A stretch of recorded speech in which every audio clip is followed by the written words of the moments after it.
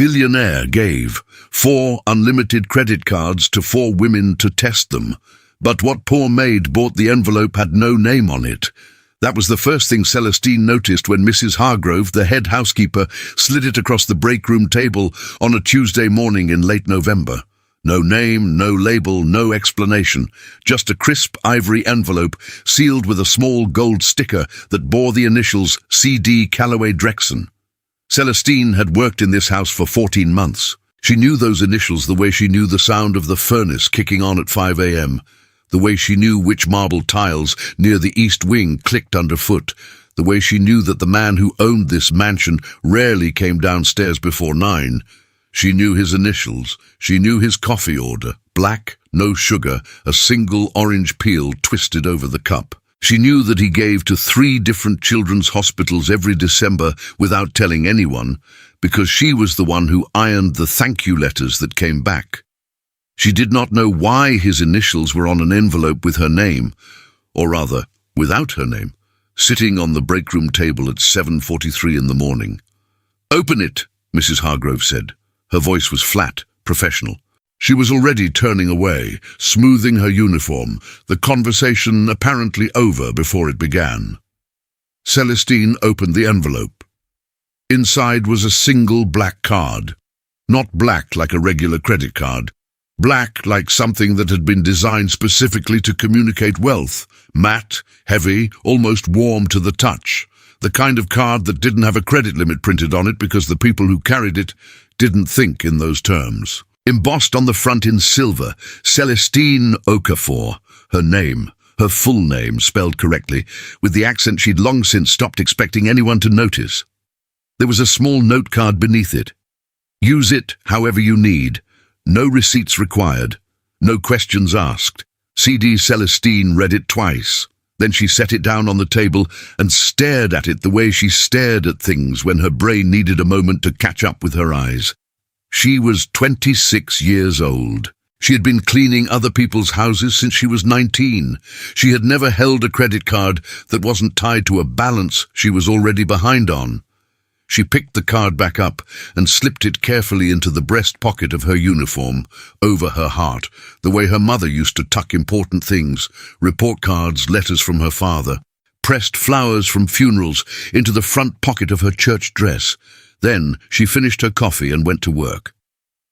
3 floors above the break room, in an office that faced Lake Michigan, Calloway Drexen was watching 4 small screens.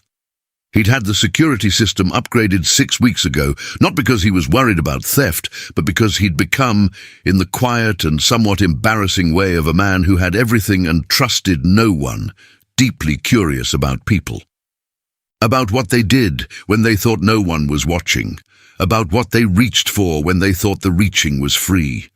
The idea had come to him at 2 in the morning, the way most of his ideas did, not as a plan, but as a question. If I gave someone everything, would I finally see who they actually were?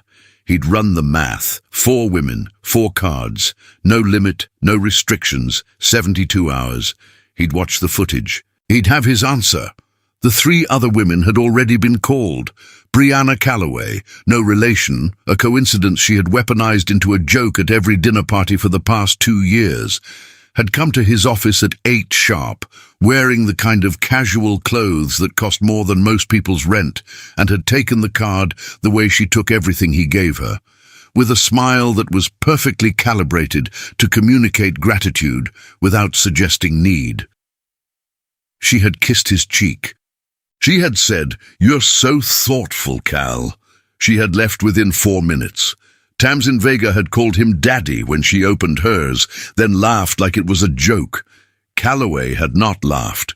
She had not noticed. Yolanda Pierce had immediately begun narrating a shopping list she'd apparently been composing in her head for months. Aspen, Neiman Marcus, something about a ski chalet, before she'd even left the room. Then there was Celestine. He watched the break room feed. He watched her open the envelope. He watched her read the note card twice. He watched her sit still for almost 90 seconds, long enough that he leaned slightly forward in his chair. And he watched her place the card over her heart. Callaway Drexen was not a sentimental man. He had not been sentimental since his mother died when he was 31, and he had learned, in the brutal and clarifying way that grief teaches certain lessons, that sentiment was a liability he could not afford. He had built a real estate empire, spanning 12 cities, on the simple principle that emotion clouded judgment, and judgment was the only thing that lasted. He leaned forward anyway. By 11 o'clock, the footage from Brianna's card was already extraordinary. She had taken an Uber to the Magnificent Mile, Chicago's luxury corridor, Michigan Avenue lined with flagships and facades that existed to make wealth feel like a neighborhood. And she had not walked so much as processed, moving through stores the way a general moves through territory, assessing, claiming, moving on. Callaway watched the transaction feed update in real time on a separate monitor. His IT consultant, a quiet man named Devlin, who asked no questions and had signed enough NDAs to wallpaper a small apartment, had set up the system. $4,200 at Saks, $1 to $800 at a boutique he didn't recognize. A pause for lunch, $340, presumably with someone, presumably on his card. Then the transaction that made Devlin clear his throat from across the room, $28,400 at Hermes. "That's the Birkin," Devlin said. "I know what it is," Callaway said. He didn't say anything else. He watched the number sit on the screen. Tamsin's feed was next. She had gone straight to a jeweler on Wabash, efficient, he thought, almost admirably direct, and had emerged 40 minutes later with a Rolex Datejust in rose gold that retailed at $14,000. She had then gone to a wine bar, charged 2 bottles of Chateau Petrus to the card, and was apparently still there. Yolanda had called a travel agent, an actual human travel agent, a species Callaway had believed extinct, and had booked a 5-night private ski package in Aspen for a party of 4, herself, and based on the names she'd apparently provided, 3 friends who had not been invited to this particular exercise. The total was $22,000 and climbing. He sat back in his chair. He had expected this. He had expected all of this. He was a man who had spent 20 years watching people reveal themselves under pressure, and the pressure of unlimited money was, in his experience, the cleanest mirror there was. People didn't lie to money. They didn't perform for it. They simply became more of what they already were. He turned to the 4th screen. Celestine's card had not been used. He checked the time, 11:47 a.m. He pulled up the mansion's interior cameras. She was on the 3rd floor, changing linens in the guest suite, moving quietly, efficiently, with the focused calm she brought to everything. She paused at the window, the one that looked out over the lake, grey-green in November, the kind of cold water that made Chicago feel like the edge of something, and she stood there for a moment, just looking. Then she went back to the sheets. Callaway watched her smooth a pillowcase with the flat of her palm, corner to corner, no wrinkle left behind. He realized he had been holding his breath. At 1:15 p.m., Celestine knocked on the door of Mrs. Hargrove's small office off the service corridor. "I was wondering," she said, "if I could take my lunch break a little early today. Maybe 90 minutes instead of 60. I'll make up the time at the end of the shift." Mrs. Hargrove looked up over her reading glasses. "Everything all right?" "Yes, ma'am. I just have an errand I need to run." Callaway, watching the corridor camera from his office, sat up. He watched Celestine collect her coat from the staff closet. A wool coat, dark navy, the kind that had been washed enough times to soften at the elbows, and wrap a scarf around her throat. He watched her check her phone. He watched her pat the left side of her chest once, the way you check for something you need to make sure you haven't forgotten. The black card. She was checking that it was still there. She took the service exit to the street. Callaway was on his feet before he'd made a decision. He crossed to the window and watched her walk south on the sidewalk below, head down against the November wind, shoulders forward, moving with the purposeful unhurry of someone who knows exactly where they're going and has calculated precisely how long it will take to get there. He stood at the window for a long time after she disappeared around the corner. Behind him, on the monitor, Brianna's card registered another transaction. He didn't look at it. He didn't know yet what Celestine was doing with his card. He didn't know which streets she walked, which door she pushed open, what she said to the person behind which counter, what she handed over and what she walked away with. He didn't know any of it yet, but he knew, in the way that a man who has spent his whole life reading people sometimes knows a thing before he can explain it, that whatever she was buying, it was not going to be anything he expected. He had designed this test to reveal character. He had not expected it to reveal his own. The monitor updated. Celestine's card, 1:34 p.m. First transaction. Calloway turned from the window. He walked back to his desk, sat down, and leaned close to the screen. Here it comes, he thought. He was not prepared for what he saw. What they bought. The first transaction was 1247s. Calloway read it twice. He read it the way he read numbers that didn't make sense, not with disbelief, but with the careful, deliberate attention of a man who has learned that the numbers that confuse him the most are usually the ones telling him the truest story. 1247. Merchant. Walgreens. Michigan Ave. He pulled up the itemized receipt through Devlin's feed. The system had access to transaction-level data, which meant he could see not just the total, but the line items, a feature he'd requested and that Devlin had implemented without comment, the way Devlin implemented everything. The list came up. Children's Tylenol, 4-FLOs, $8.99. Generic ibuprofen, 24CT, $3.48. Calloway stared at the screen. Children's Tylenol. He had given this woman an unlimited credit card, no ceiling, no restriction, backed by an account that had never once registered concern at any purchase, and her first transaction, after 14 months of cleaning his house on a salary he now suddenly felt was embarrassingly insufficient, was $8.99 for children's fever medicine. He sat back in his chair. On the screen to his left, Brianna's card updated again. $608 at a beauty counter. On his right, Yolanda's Aspen booking had finalized at $2,300. He turned back to Celestine's feed. 1:51 p.m. Second transaction. Merchant Jewel Osco, S. Michigan AV. He requested the itemized receipt. It took Devlin 11 seconds to pull it up. Calloway read it slowly, the way you read something when you want to make sure you're not misreading it. When you want to make sure the story the numbers are telling is the one they're actually telling and not the one you're hoping for. White rice, 5 lb bag, $4.29 bread, whole wheat loaf, $3.19 eggs, 1 dozen, $3.89, whole milk, 1 gallon, $4.49, canned tomatoes, X2, $2.58 onions, 3 lb bag, $2.99, chicken thighs, family pack, $11.47 bananas, $1.23, canned black beans, X3, $3.87, frozen vegetables medley, $2.99, pasta, X2 boxes, $3.58, oatmeal, large container, $5.29, orange juice, 1/2 gallon, $4.19 butter, 1 lb, $5.49 baby formula, 12 Oz, $18.99 total, $78.52. Calloway did not move for a long time.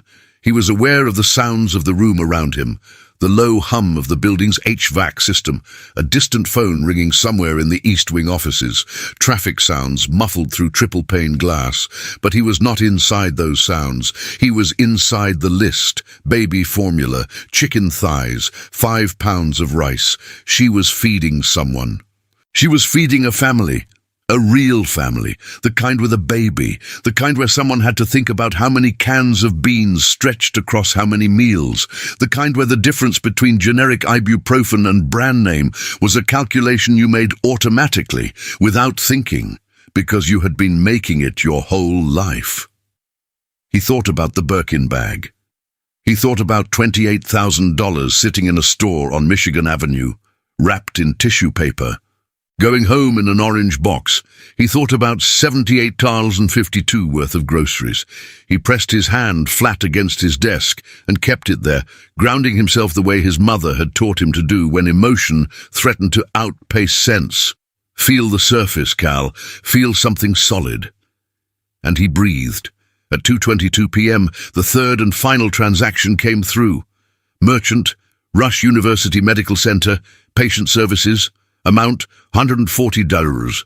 No itemized receipt available. Medical copay, processed through the card's payment portal. But Devlin, without being asked, had flagged the associated documentation. A partial appointment record, the kind that showed on the payment side without disclosing protected health information. Patient account, Okafor, D. Pediatric pulmonology. Devlin turned from his workstation across the room.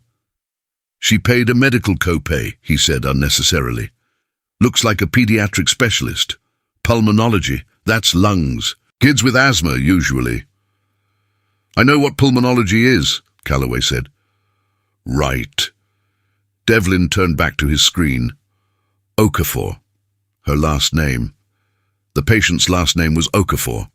A child in her family with a pulmonologist, which meant a child with a chronic condition, the kind you managed over months and years, the kind that had regular appointments and recurring copays, and the particular low-grade financial pressure of something that never fully resolved, only continued. Calloway thought about Celestine checking the card against her chest before she left the house. He thought about her standing at the window with the grey lake behind her, smoothing a pillowcase with the flat of her palm. He thought, she was calculating. She had a list. She already knew exactly what she was going to do with it. The card. The unlimited, no-ceiling, no-questions-asked card of a billionaire.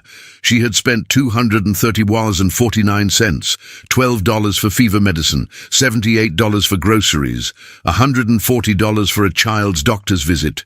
Total. That was the total. That was everything. At 4 p.m., Calloway called Devlin into his office and told him to close the feed. Devlin closed it. He gathered his equipment with the practiced efficiency of a man who had learned not to read rooms too carefully, because reading them too carefully in this job occasionally told you things you weren't paid to know. At the door, he paused. Should I archive the full transaction records for all 4 cards? Yes, Calloway said. Devlin nodded.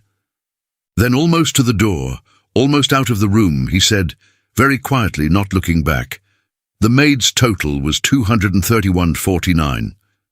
I know, Calloway said.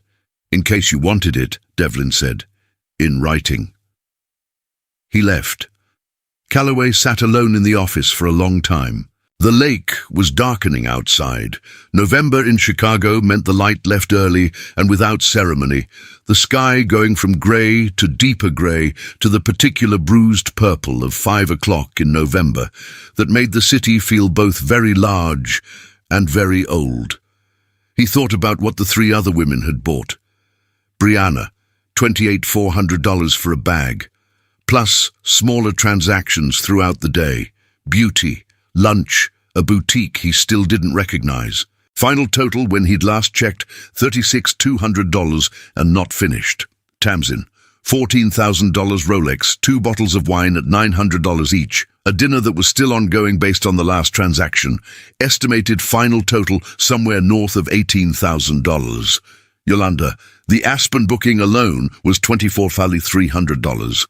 There had been subsequent transactions for ski equipment, a private lesson package, something at a boutique in the hotel's lobby. Estimated total, $31,000 and climbing. He thought about what they had bought. He thought about what Celestine had bought. He tried to remember the last time a person had surprised him. Genuinely surprised him. Not the pleasant, performative surprise of a birthday party or an unexpected gift, but the deep, disorienting surprise of discovering that the world contained a thing you hadn't known was possible. A kind of person you hadn't known existed. He couldn't remember. He was 42 years old, and he had built half the skyline visible from this window, and he had sat in rooms with presidents, and he had negotiated billion-dollar deals in languages he'd learned specifically for the negotiation, and he could not remember the last time a person had made him feel like he had missed something fundamental, like he had been looking at the wrong screen for a very long time. $231.49. He opened his desk drawer and took out a legal pad. He wrote the number down. He wrote it large, the way you write something you want to be able to read across a room, and then he set the pen down and looked at it. Children's medicine, groceries, a copay. He thought about his mother.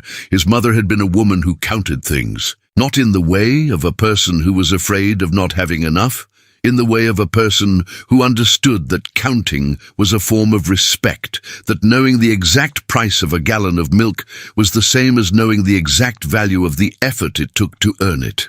She had not been poor, not exactly, but she had been careful, in the way of someone who remembered when careful was all you had. He had forgotten that. He had forgotten it the way you forget things that no longer apply to your circumstances, and the forgetting had felt, until this moment, completely unremarkable. Celestine Okafor had spent $231.49 of an unlimited credit card on medicine, groceries, and a child's medical appointment, and in doing so, she had somehow made him remember something he hadn't known he'd lost. He slept badly. He was not a man who slept badly.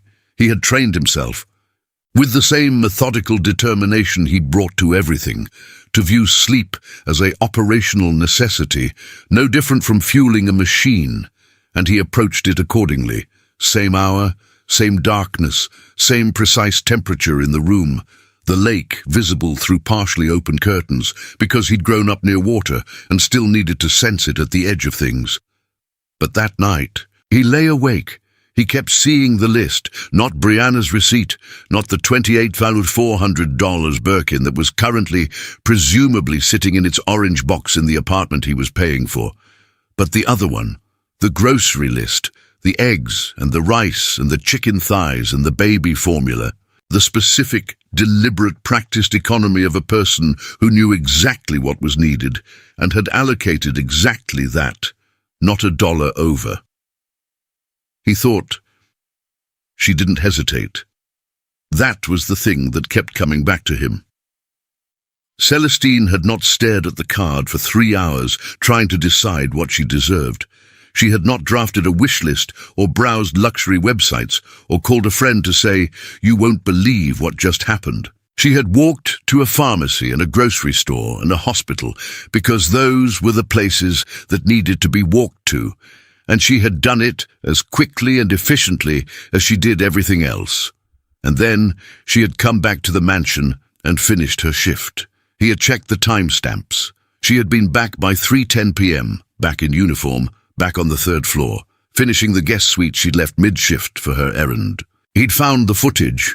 3:14 p.m., Celestine remaking the bed she'd already half-made that morning, smoothing the same pillowcase with the same flat-palmed precision, as if nothing had happened, as if she hadn't just spent the afternoon doing more genuine good with his money than he had done in the past 6 months with his entire philanthropic budget. He pressed his face into the pillow. He was not falling in love with her. He was observing something. He was observing a kind of integrity he had not encountered in a very long time, perhaps ever, perhaps since his mother, and the observation had destabilized something in him that he couldn't name yet, but that felt, uncomfortably, like something important coming loose. He was not falling in love with her. He was simply going to have to do something.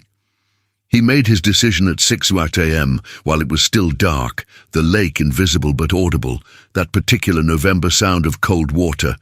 Persistent and indifferent, he picked up his phone and sent a single text to his assistant Miriam.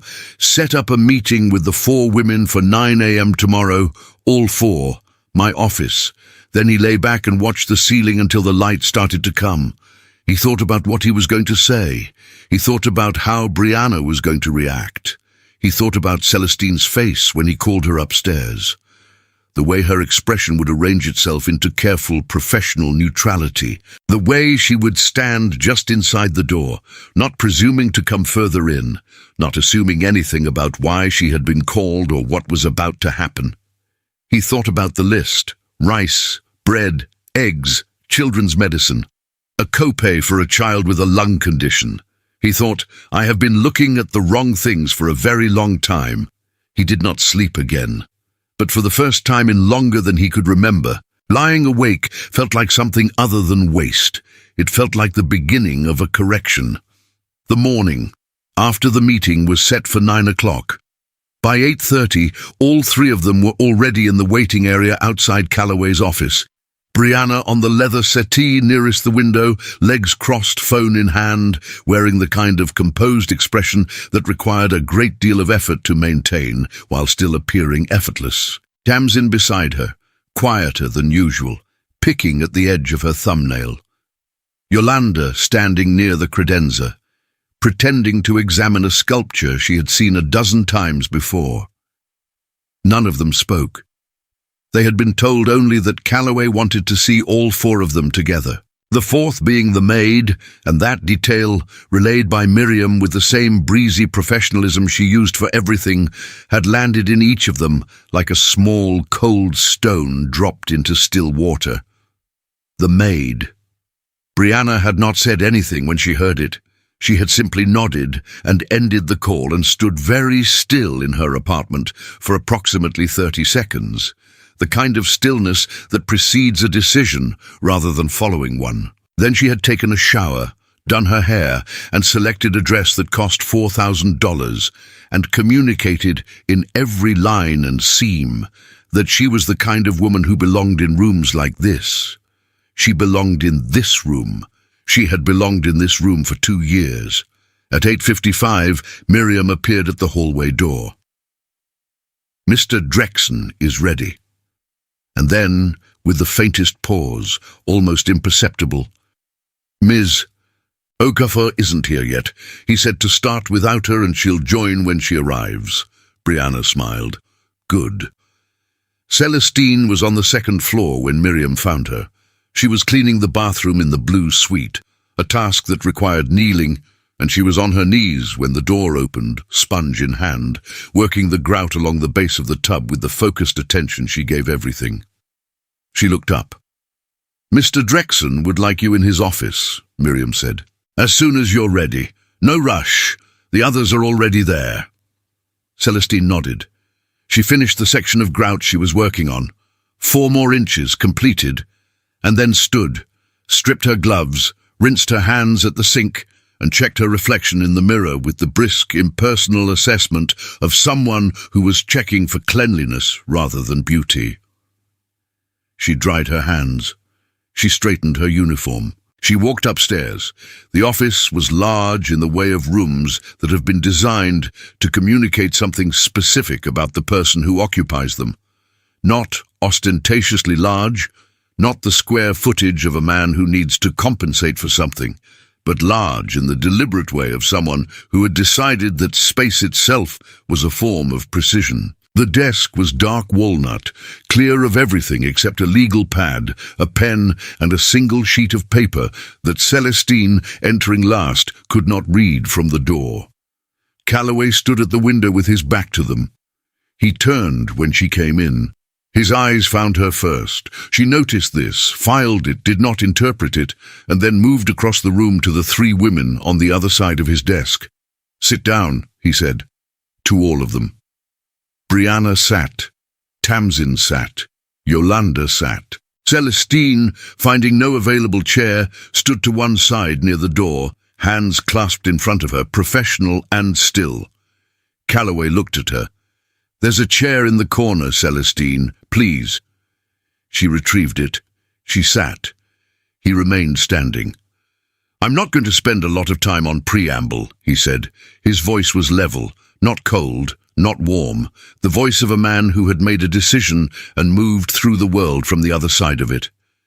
3 days ago, I gave each of you access to a card with no spending limit and no conditions. I watched what you did with it." The room was completely silent. "Brianna," he looked at her, "you spent $36,200. Brianna held his gaze. "You said no conditions." "I did," he nodded. "Tamsin, $18,400. Tamsin looked at the desk. "Yolanda, $31,000, including a ski trip you booked for yourself and 3 people who were not part of any arrangement I made." Yolanda opened her mouth, closed it. Calloway picked up the sheet of paper from his desk. "Celestine spent $231.49. He set the paper back down. She bought children's medicine, groceries for her family, and paid a copay for her brother's medical appointment. That was the total. She was back at work by 3:10 in the afternoon. The silence that followed was of a particular quality, the silence of three women recalibrating. Brianna spoke first. Her voice was smooth, practiced, carrying just enough lightness to suggest she found the situation mildly absurd rather than threatening. "Cal, are you seriously comparing what we spent to what the—" She stopped herself, recalibrated. "Are you turning this into some kind of morality exercise?" "I'm not turning it into anything," Calloway said. "I'm telling you what happened." He looked at each of them in turn. "The cards are being cancelled. The Hermes purchase has already been reversed." He said it quietly, the way you say a thing you've already thought about fully and arrived at. "Tamsin, the Rolex will be collected from your apartment this afternoon. Yolanda, the Aspen booking has been cancelled and refunded. If there are any additional charges on any of the cards that haven't already processed, they won't be going through." Brianna stood up. She stood up with the slow, controlled deliberateness of a woman who understood that how you rose from a chair in a moment like this was part of the message. 2 years, she said. Her voice had changed. The lightness was gone. Underneath it was something harder, something real. 2 years, Calloway. You gave me a credit card with no rules and no limit, and then you punish me for using it. That is... "It's not a punishment," he said. "It feels like one." "It's a conclusion," he said. "I reached a conclusion." Brianna looked at Celestine. The look lasted approximately 3 seconds. In those 3 seconds, something passed across Brianna's face that Celestine recognized, not because she had ever been the target of it before, but because she had grown up in neighborhoods where that look was a known quantity. A weather system you learned to read before it arrived. It was the look of a woman who had decided that if she was going down, she was not going down alone. "So, this is about her," Brianna said. "This is about character," Calloway said. "And what I'm able to see clearly now that I couldn't before." Brianna picked up her bag. "I'll have my lawyer call yours," she said. "I'm sure there are things worth discussing." She left. Tamsin and Yolanda followed within 90 seconds of each other, neither of them saying anything meaningful, both of them avoiding Celestine's eyes with the particular deliberateness of people who are embarrassed on behalf of someone else's behavior and don't want to claim any part of it. Then it was just Calloway and Celestine in the large, quiet office. He sat down at his desk, not in the formal behind-the-desk way. He moved to the front of the desk and sat on its edge, which changed the quality of the room entirely. Less official, more human. "I'm sorry," he said, "for making you sit through that." "It's your house," Celestine said. "Your meeting." "Still." He looked at her. "Can I ask you something?" She nodded. "Why didn't you buy anything for yourself?" She looked at him steadily. Not the look of someone who didn't understand the question, the look of someone who had expected it and had already decided how to answer it. "There were people who needed it more than I needed a handbag," she said.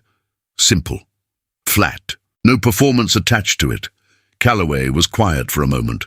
"Your brother," he said. "Pulmonology. That's asthma." Something crossed her face. Brief, involuntary, the flash of a person who hadn't expected to be known. "You saw the receipt." "I saw the merchant category. I didn't see anything protected." He held her gaze. "Is he okay?" "He's managing," she said. "He has been for 3 years. It's something we're on top of." "We." The weight of that word. The way it contained a whole household. "I'd like to offer you a promotion," Calloway said. "Head of Household Management, reporting directly to Miriam. Salary increase, benefits upgrade, and a private health insurance plan that would cover your brother as a dependent." Celestine looked at him for a long moment. Then she said, "Thank you, but I'd like to keep my current position." He blinked. "I'm offering you. I know what you're offering. Her voice was gentle but absolutely firm. "And I appreciate it, I do. But I don't want a promotion because I bought groceries instead of a handbag. I want to keep doing my job well because that's how I keep my job, and my job is how I take care of my family." She paused. If that makes sense. It made more sense than anything he'd heard in years. "It makes sense," he said quietly. She stood, the gesture of a person who has concluded a meeting rather than been dismissed from one. "Is there anything else you need, Mr. Drexen?" He looked up at her from the edge of the desk. She was a few feet away, standing in her navy uniform in the large, quiet room, and there was something about the particular quality of that moment.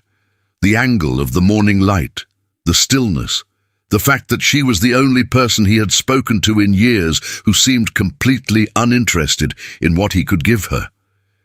That made something in his chest go very still. "No," he said. "Thank you, Celestine." She nodded once. She walked to the door.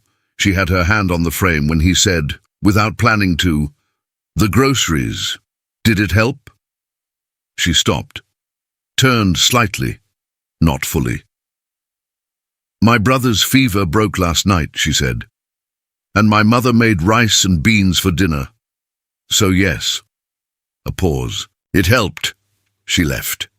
Calloway sat on the edge of his desk in the large, quiet room and looked at the door she had closed behind her, and he felt something he hadn't felt in a very long time and wasn't entirely sure he was equipped to handle.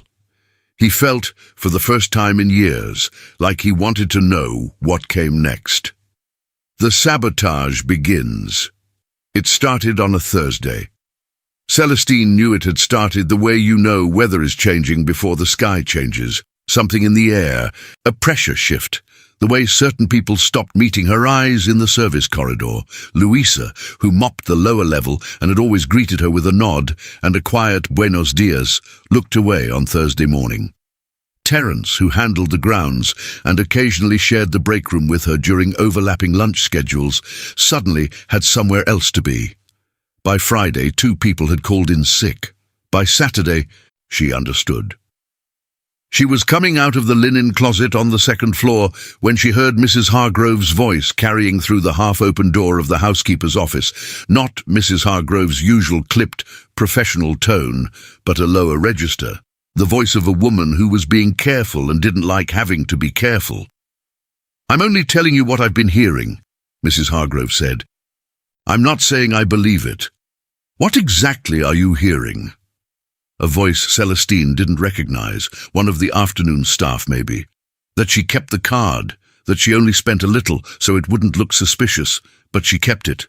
That she's been friendly with Mr. Drexen in ways that aren't appropriate for her position. A pause. "I don't believe it either," the unknown voice said. "But 2 people quit over it. That means something. 2 people quit because someone told them to be uncomfortable," Mrs. Hargrove said more sharply. "That's different." Celestine stood in the hallway with the stack of fresh linens against her chest and the particular stillness of a person who has just heard her name turned into a story she doesn't recognize. She had not kept the card. She had returned it to Mrs. Hargrove the morning after the errand, placed neatly back in its ivory envelope, and Mrs. Hargrove had taken it without comment. She had not been friendly with Mr. Drexen in any way that was not perfectly correct. She had been called to his office for a meeting, she had answered his questions honestly, and she had gone back to work. That was the complete inventory of their interaction. She walked back to the linen closet, put the fresh sheets away, and stood in the small room for a moment with the door closed. She thought, "This is Brianna." She didn't know how she knew. She just knew. The way you recognize the shape of something by its shadow before you can see the thing itself. She opened the door and went back to work. By the following Monday, she had the fuller picture. It came in pieces, the way these things always do. A fragment from Louisa, who had thawed slightly and felt guilty about it. A sentence from Miriam, who had heard things through the building's internal channel and mentioned them to Celestine with the careful indirection of someone who wanted to warn without implicating. a direct account from a young woman named Priya, who worked the afternoon kitchen shift and had zero patience for what she called exactly this kind of nonsense. The story being circulated was as follows. Celestine had not returned the credit card. She had used it, not at Walgreens, not at Jewel Osco, not at the medical center, but at private jewelry stores and cash advance locations, stripping money off the account in ways that wouldn't show up as luxury purchases. The small, legitimate charges were a cover. She had been skimming from Mr. Drexen for months through various channels. The card was simply the most recent. She had also, the story went, been deliberately engineering proximity to Mr. Drexen, targeting him romantically as a strategy for financial security. The credit card situation had been, in this version of events, part of the plan all along. It was an elegant lie. Celestine understood immediately why it was elegant. It took the true story, a woman with modest spending and honest motives, and inverted it perfectly so that the exact things that were real became evidence for something that wasn't. Her small purchases, suspicious because too small. Her returned card, suspicious because she'd had time to use it first. Her conversation with Calloway in his office, suspicious because private. Someone had thought about this carefully. Someone had been angry enough to think very carefully. On Wednesday, Mrs. Hargrove called Celestine into her office. She closed the door. She sat across from Celestine with her hands folded on her desk and the specific expression of a woman who has been doing a difficult job for a long time and has learned to separate what she feels from what she has to do. "I need to ask you some questions," she said. "And I need you to answer them honestly, because I intend to take whatever you tell me at face value and proceed accordingly." "Ask," Celestine said. "Did you return the card you were given?" "Yes. To you, personally, the morning of the 21st. I placed it in the original envelope." "Did you use it for any purpose other than what appeared on the transaction record?" "No." "Has your relationship with Mr. Drexen been anything other than professional?" "No." Mrs. Hargrove looked at her for a long moment. The look was not suspicious. It was the look of a woman taking a careful measurement of something she wanted to get right. "I believe you," she said. "For what it's worth." "It's worth a great deal," Celestine said quietly. "There are people on the staff who are unsettled. 2 have already resigned. I don't know how many more are considering it." Mrs. Hargrove's voice stayed even. "I want to be honest with you. Regardless of the source, when staff disruption reaches this level, it creates pressure on me to address it. And the path of least resistance in situations like this is to address it at the point of friction." Celestine understood what she was being told. You are the point of friction. Not through any fault she had committed, but through the simple arithmetic of disruption. When something causes turbulence, the easiest solution is to remove the thing rather than investigate the turbulence. "I understand," Celestine said. "I'm not doing that," Mrs. Hargrove said. "I want to be clear. I'm not asking you to go. I'm asking you to be patient while I work this out." Celestine nodded. She stood. She had her hand on the door when Mrs. Hargrove said, with something that was almost not quite gentle, "How are you holding up?" Celestine considered the question with the same honest attention she gave everything. "I've dealt with harder things," she said. "I'll be okay." On Thursday evening, Calloway found out. He found out the way he found out most things that happened in his own house. Not because anyone told him directly, because direct information was something people in his orbit had learned to withhold in the instinct-driven way that prey withholds information from predators, not out of malice, but out of self-preservation. But through Miriam, who had placed a single sheet of paper on his desk at 5:15 with a handwritten note that said only, "You should know what's being said downstairs." He read the page, the summary of the rumors, the 2 resignations, Mrs. Hargrove's conversations, the careful, inverted fiction that someone had constructed around Celestine's actual, documented, receipted behavior. He was very still while he read it. Then he picked up his phone and called Brianna. She answered on the second ring. "Cal," her voice was even, prepared. "I know it's you," he said. A pause, long enough to be acknowledgement without being admission. "I don't know what you're referring to. You're spreading lies about Celestine to my staff. You've caused 2 people to quit and created enough disruption that Mrs. Hargrove is under pressure to fire her." His voice was quiet, quieter than anger usually sounds, which meant it was more serious. "Stop. Today. If one more person on my staff is approached, if one more piece of this story circulates, I will involve my lawyers in a way that will be specifically uncomfortable for you. Do you understand me?" Another pause.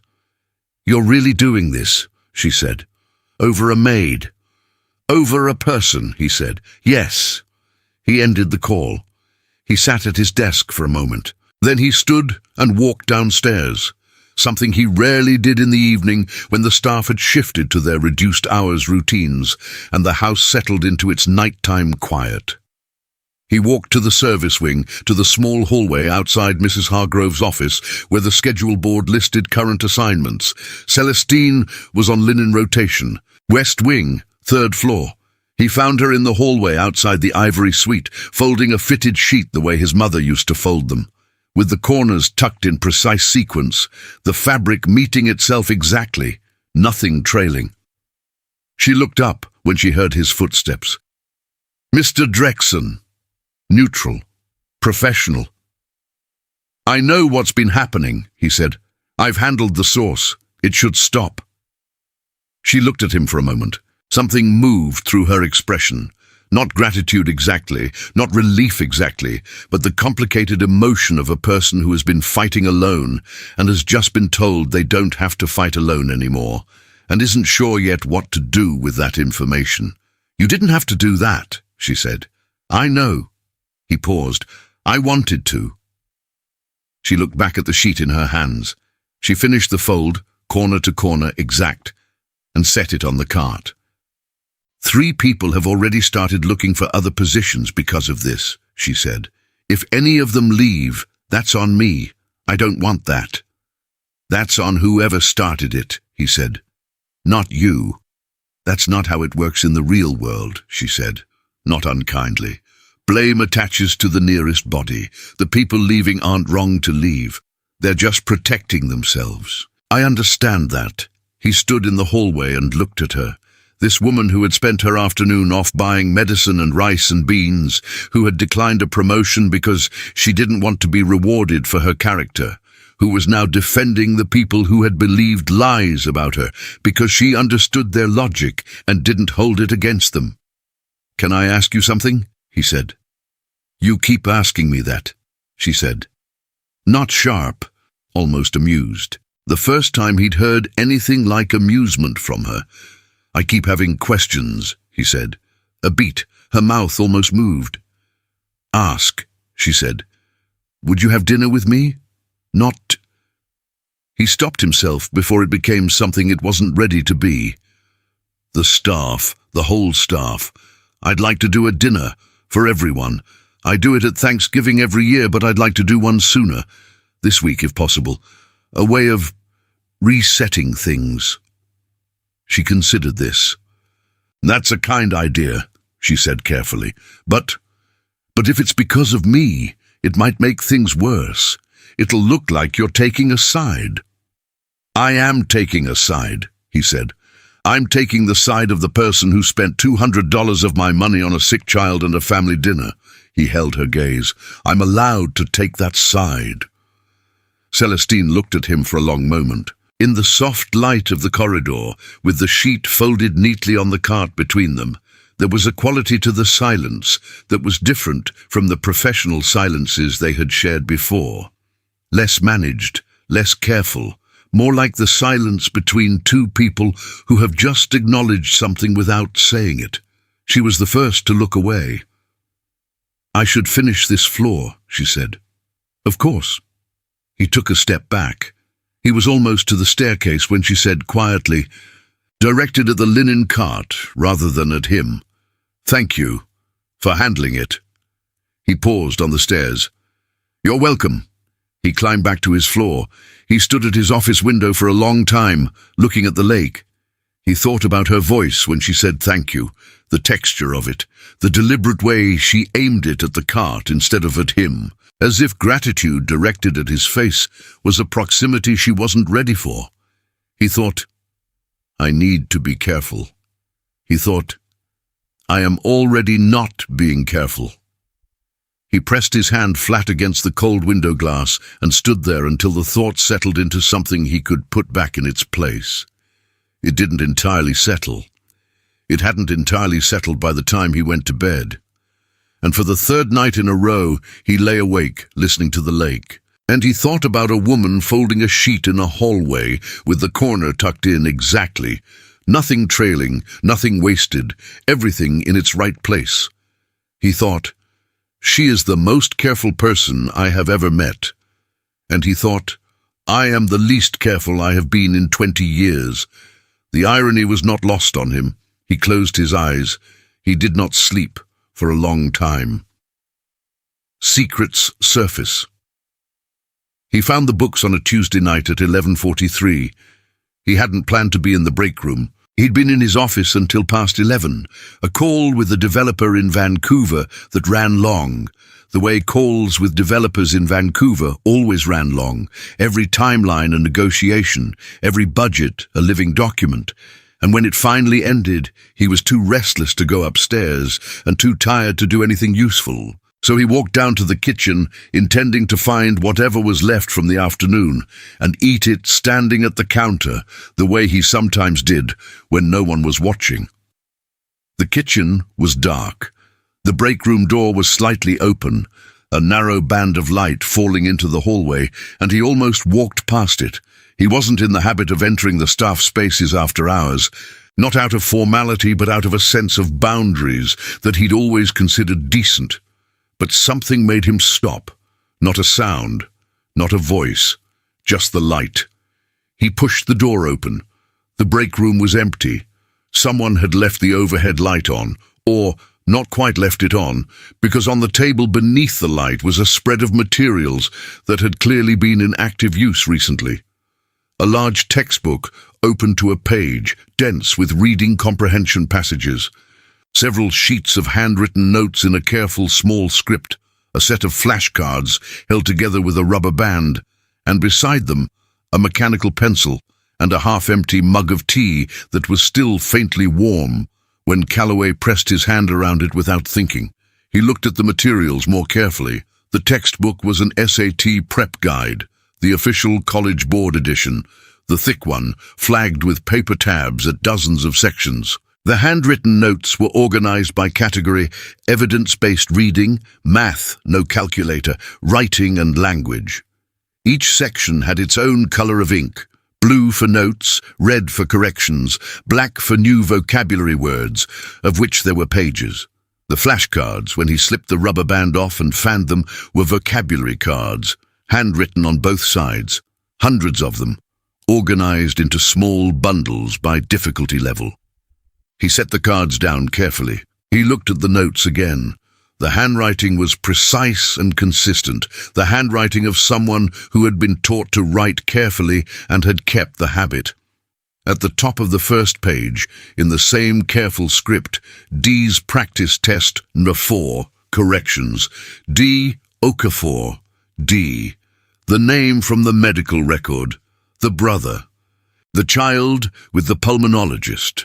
Celestine had been sitting in this break room, after her shift, presumably, or on breaks, or at whatever hours she could find, tutoring her brother for the SATs. Not having him come to the mansion, which would have been noticed and possibly complicated. Working through his practice tests herself first, annotating them, preparing explanations, sending him the materials somehow. Doing the intellectual preparation alone, so that when she sat with him, on weekends, on her days off, at their mother's kitchen table in whatever neighborhood they lived in, she would already know where he'd made each mistake and exactly how to explain it. Calloway sat down at the break room table. He sat in the chair Celestine probably sat in, the one facing the door, with the best light from the overhead fixture, and he looked at the open page of the prep guide and the column of corrections in red ink and the vocabulary cards fanned out across the formica, and he felt something shift in his chest with the specific, irreversible quality of a lock being turned. He already knew she was good. He had known that since the grocery receipt, since the medical copay, since the conversation in his office when she declined a promotion with such complete unperformed dignity that it had taken him the rest of the day to process. He knew she was good. He hadn't known she was this. He hadn't known that behind the navy uniform and the flat-palmed sheet smoothing and the professional neutrality she wore like a second skin.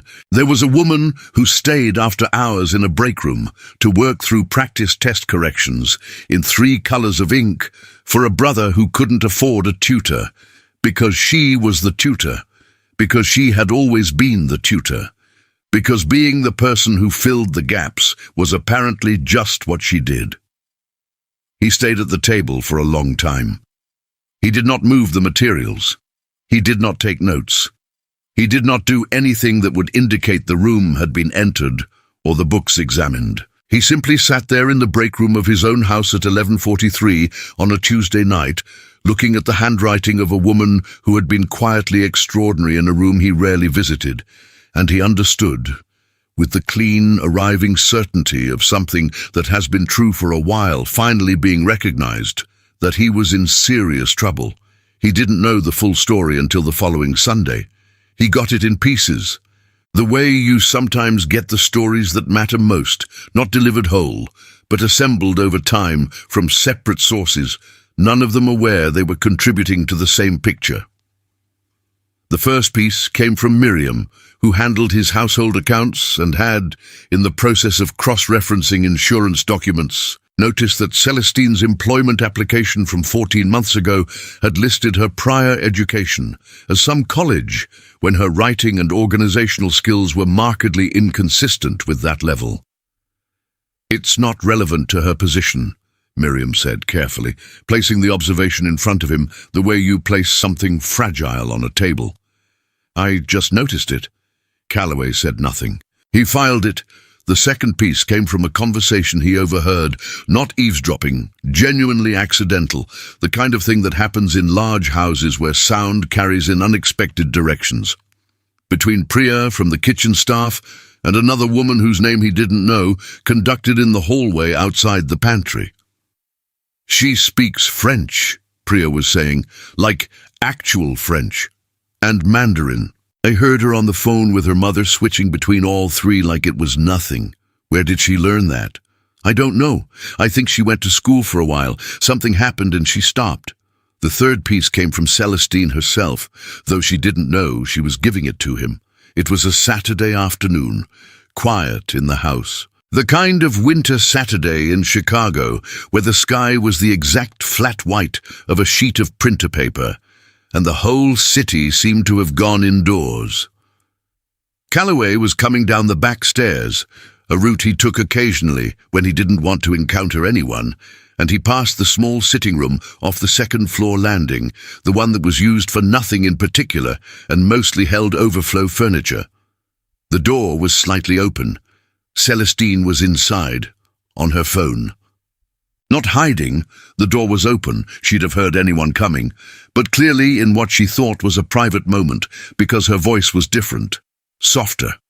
The professional flatness gone entirely, replaced by something warmer and more textured. The voice of a person who is fully themselves. She was speaking French. Calloway understood French. He had learned it at 28 specifically for a Paris acquisition and had kept it up because he'd found, unexpectedly, that he liked the language, liked the way it forced a different precision on him, a different way of constructing meaning. He understood enough to follow. She was talking to her mother. He caught fragments. "Il va bien, maman. Les notes sont meilleures cette semaine." "He's doing well, mama. The grades are better this week." Je sais que c'est difficile. I know it's hard." And then quieter, the sentence that stopped him on the stairs. "Northwestern n'est pas perdu pour toujours. C'est juste Pas maintenant. Northwestern isn't lost forever. It's just not now. He stood completely still on the stairs. Northwestern. She had said Northwestern as if it were a place she knew. Not a concept, not an aspiration, but a specific place with specific loss attached to it. Not now, not ever. The careful language of someone who has had to convince themselves that a door is not closed, just temporarily unreachable. He went back upstairs. He sat at his desk for 20 minutes without doing anything. Then he called Devlin. "I need you to look something up for me," he said. "It's a personal matter, not business." Devlin, who had processed enough of Calloway's personal matters to have written a memoir and shown enough discretion to never write one, simply said, "Okay. I need Northwestern University's scholarship records from approximately..." He did the math. Celestine was 26. If she had deferred or left at 18 or 19. 7 to 8 years ago, a student named Celestine Okafor. A pause. "That's going to require a contact inside the university." "I know. Use whoever you need to use." Another pause. "Please." Devlin noticed the please. He said nothing about it. He called back 4 hours later. The record was straightforward once accessed. Celestine Adais Okafor had been admitted to Northwestern University's Weinberg College of Arts and Sciences 7 years ago on a full merit scholarship.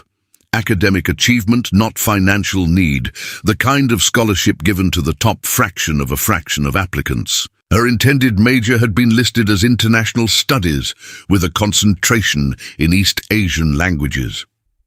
She had enrolled for 1 semester. She had withdrawn in January of that year. The withdrawal paperwork cited a family hardship exemption. The scholarship had been formally suspended rather than terminated, which meant it was technically still on record, still dormant, still attached to her name in the university's system, but had not been reactivated in the 7 years since. The reason for the family hardship, not in the university's records, but assembled by Devlin through a separate set of sources, Calloway chose not to examine too closely. The death of Celestine's father in December of that year, which had left her mother as the sole adult in a household that included Celestine, her younger brother Darius, and a grandmother with failing health. Darius had been 11 at the time. He had been diagnosed with asthma the following spring. Celestine had been 19 years old. She had withdrawn from a full scholarship at Northwestern University at 19 years old to go home and hold her family together. She'd been doing it ever since, cleaning houses, paying co-pays, tutoring her brother for the SATs he was now 7 years later preparing to take. A path she had laid out for him from the other side of the door she'd had to close for herself. 3 languages. International studies, a suspended scholarship that was technically still there. Calloway sat with this information for a long time. He did not make any decisions that night. He was very deliberate about that. He made himself sit with it without acting, the way you sit with a diagnosis before you plan a treatment, because he understood that what he wanted to do and what he should do were 2 different questions, and he needed to be clear on both before he moved. What he wanted to do was fix it, immediately, completely. The way he fixed things, with resources and contacts and the particular lever-pulling efficiency of a man who had spent 20 years learning which levers moved which walls. What he should do was more complicated, because fixing things for Celestine without her knowledge or consent was exactly the kind of thing she had told him, in the quiet, precise way she told him everything that she didn't want. She had declined a promotion. She had returned a credit card with $231 spent on other people. She was the person who went back to finish the grout after being told the boss wanted to see her. She was not a woman who wanted to be saved. She was a woman who was saving everyone around her and had simply, quietly, set her own life down for a while to do it. He needed to think about this very carefully. He was still thinking when his phone buzzed on the desk. A news alert, routed through the monitoring service he used for business press, his name in the headline. He picked up the phone. He read the headline. He read it again. The cold that moved through him was not anger, not yet, but the specific chill of a man who has just seen the board reconfigure and recognized, in the new arrangement, a threat he had not seen coming from the direction it came from. Chicago magnate Callaway Drexen, accused of exploiting vulnerable employee in credit card scheme. Sources close to situation speak out. The byline was a name he didn't recognize. The outlet was a Chicago gossip and society blog with 40,000 followers, and the particular credibility of a source that was not quite credible enough to be taken seriously and not quite unserious enough to be ignored. He kept reading. Sources describe a pattern of behavior in which Drexen allegedly used a financial test to manipulate a low-income domestic worker, creating a power dynamic that multiple observers have described as predatory. The employee, identified only as a household staff member, is said to have been placed in an impossible position, designed to make her appear morally superior to other women in Drexen's circle, then used as a tool to humiliate and discard his long-term girlfriend. Legal experts consulted for this piece suggest the arrangement may raise questions about workplace ethics and employer responsibility. He set the phone down. He picked it up again. He read to the end. At the bottom, the sourcing, a person with direct knowledge of the situation who asked not to be identified. Brianna. He had told her to stop. She had pivoted. This was smarter than the rumor campaign. The rumor campaign was blunt, the kind of thing that could be outlasted.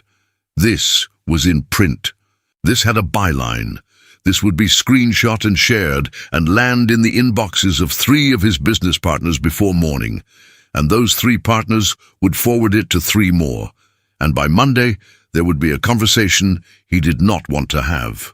But the thing that concerned him most, the thing that sat at the center of his chest with the weight of something genuinely serious, was not the business implications. It was Celestine. Her name wasn't in the article. Identified only as a household staff member.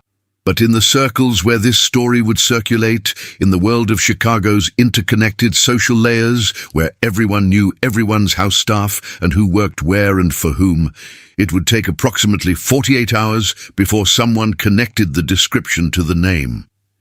He needed to get ahead of it. He looked at the time. 9:47 p.m. He thought about Celestine reading this article. He thought about her mother reading this article. He thought about the word predatory and what it would feel like to have that word applied to your life when the truth of your life was 231.49 and 3 colors of ink in a break room at midnight. He picked up his phone again. This time he didn't call Devlin. He called his publicist. "I need to make a statement," he said. "Tomorrow morning. Live, if possible. I know it's late. I'll explain everything. Are you available now?" "Always," she said. She had been his publicist for 9 years and had learned to read his tone the way sailors read weather. "Give me 20 minutes to get to a computer." "Thank you," he said. He sat at his desk, the lake dark and enormous behind him, and he began to think about what he was going to say. He thought about how to tell the truth. He thought about how to tell it in a way that protected her. He thought about the break room, and the books, and the tea that was still warm, and the handwriting in 3 colors of ink. He thought, she didn't ask for any of this. He thought, neither did I. The article. The segment was scheduled for 8:15. Chicago Morning Live was not the kind of platform Callaway Drexen normally used for personal statements. He had appeared on it twice in the past decade. Once for a ribbon cutting at a Southside development project, once for a brief comment on the city's housing market that his PR team had decided was worth 2 minutes of morning television. He was not a man who sought cameras. He was a man who preferred that his name appeared in the business section rather than any other section, and for most of his career had managed this with minimal difficulty. That was over now, at least for today. His publicist, Nadine, had spent most of the previous night reshaping his instinct, tell the truth, all of it, right now, into something that was still the truth and still all of it, but structured in a way that would actually land. "You can't go in there swinging," she had told him at midnight, sitting at his kitchen table with her laptop open and a cold cup of coffee she kept forgetting to drink. "If you come out aggressive, people will read it as defensive. You need to come out clear." "I am clear," he said. "You're clear here." She tapped her temple. "You need to be clear here." She turned her laptop to face him. The article was still on the screen, the word predatory sitting in the middle of it, like something that had been put there deliberately to cause a specific kind of damage. He looked at it for a long moment. "Okay," he said, "walk me through it." He was in the green room at 7:55, alone, which he had requested. The makeup person had come and gone in 4 minutes. He had no patience for the process, and they had sensed it and been efficient. Nadine was outside with the segment producer. Through the wall, he could hear the show in progress, the particular controlled brightness of morning television, the hosts' voices carrying the calibrated warmth of people paid to be pleasant at a time of day when pleasantness requires effort. He thought about what he was going to say. He had written it out the night before and then crossed it out and written it again and then set the pad aside and decided to simply know it, the way he knew the things that mattered most. Not memorized, just understood, the way you understand something that's true. A production assistant appeared at the door. 2 minutes, Mr. Drexen." He nodded. He thought about Celestine. He thought about the things she'd said when he'd asked why she hadn't bought anything for herself. There were people who needed it more than I needed a handbag. And the complete absence of performance in it, the way it was just a sentence, just a fact, delivered the way you deliver facts about the weather or the time. He thought about the word predatory in the article and felt again the cold, clean clarity of a man who knows exactly what he needs to do and is prepared to do it. "Mr. Drexen?" The production assistant held the door. He stood up and walked out. The break-room television was a 40-inch flat screen mounted on the east wall, a replacement from 2 years ago that no one had asked for and everyone used. On weekday mornings, the early shift staff sometimes watched the news while they ate, not as a habit, but as the kind of passive company that a quiet room with tasks in it occasionally required. Celestine was at the table with a bowl of oatmeal she had been eating slowly for 15 minutes, a small notebook open beside her. Darius's practice test from the previous weekend, corrections pending. She was not watching the television. She rarely watched television. She heard her name before she looked up. "And the employee's name is Celestine Okafor, who has worked in my household for 14 months. I want to be completely clear about who she is and what actually happened. Because what's been published is not the truth, and she deserves to have the truth told." Celestine looked up. Calloway was on the screen. He was sitting across from the Chicago Morning Live hosts, 2 of them, a woman named Dara and a man named Jeff, who she vaguely recognized from the time she'd walked past this room when the morning show was on. And he was looking directly at the camera in the way he did everything, without performance, without softening, with the focused directness of someone who had decided what needed to be said and was saying it. Celestine set down her spoon. 3 weeks ago, Calloway said, I gave 4 women, 3 personal acquaintances and 1 member of my household staff, access to a credit card with no spending limit and no conditions. I told each of them there were no rules and no questions would be asked, and then I watched what they chose to do. Dara leaned forward slightly. And what did they choose? 3 of them spent between $18,000 and $36,000 on luxury goods and personal travel.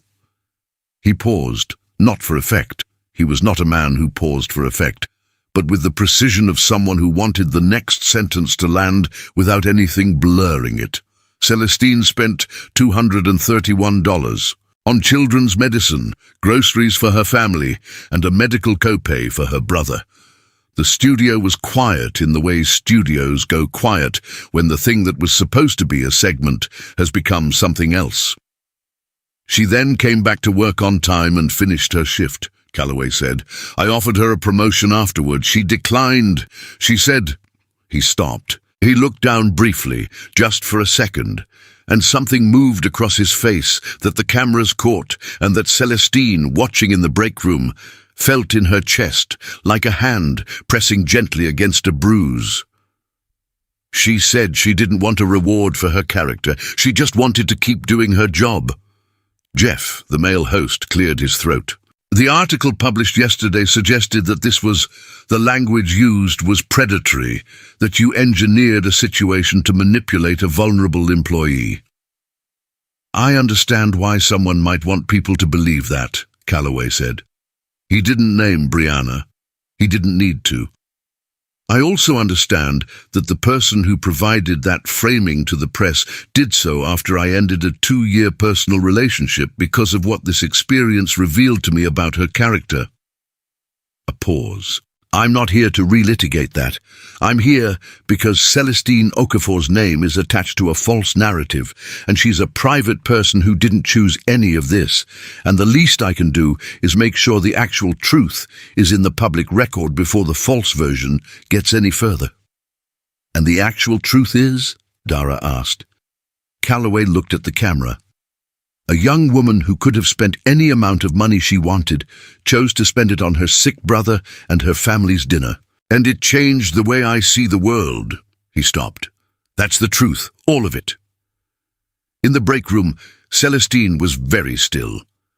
Priya came in at the tail end of the segment, poured herself coffee, glanced at the screen, and then looked at Celestine.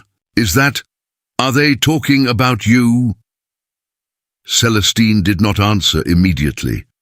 She was watching the television with the expression of a person who has just been handed something they didn't ask for and aren't sure whether to be grateful or frightened or furious, and can't quite separate those 3 things yet.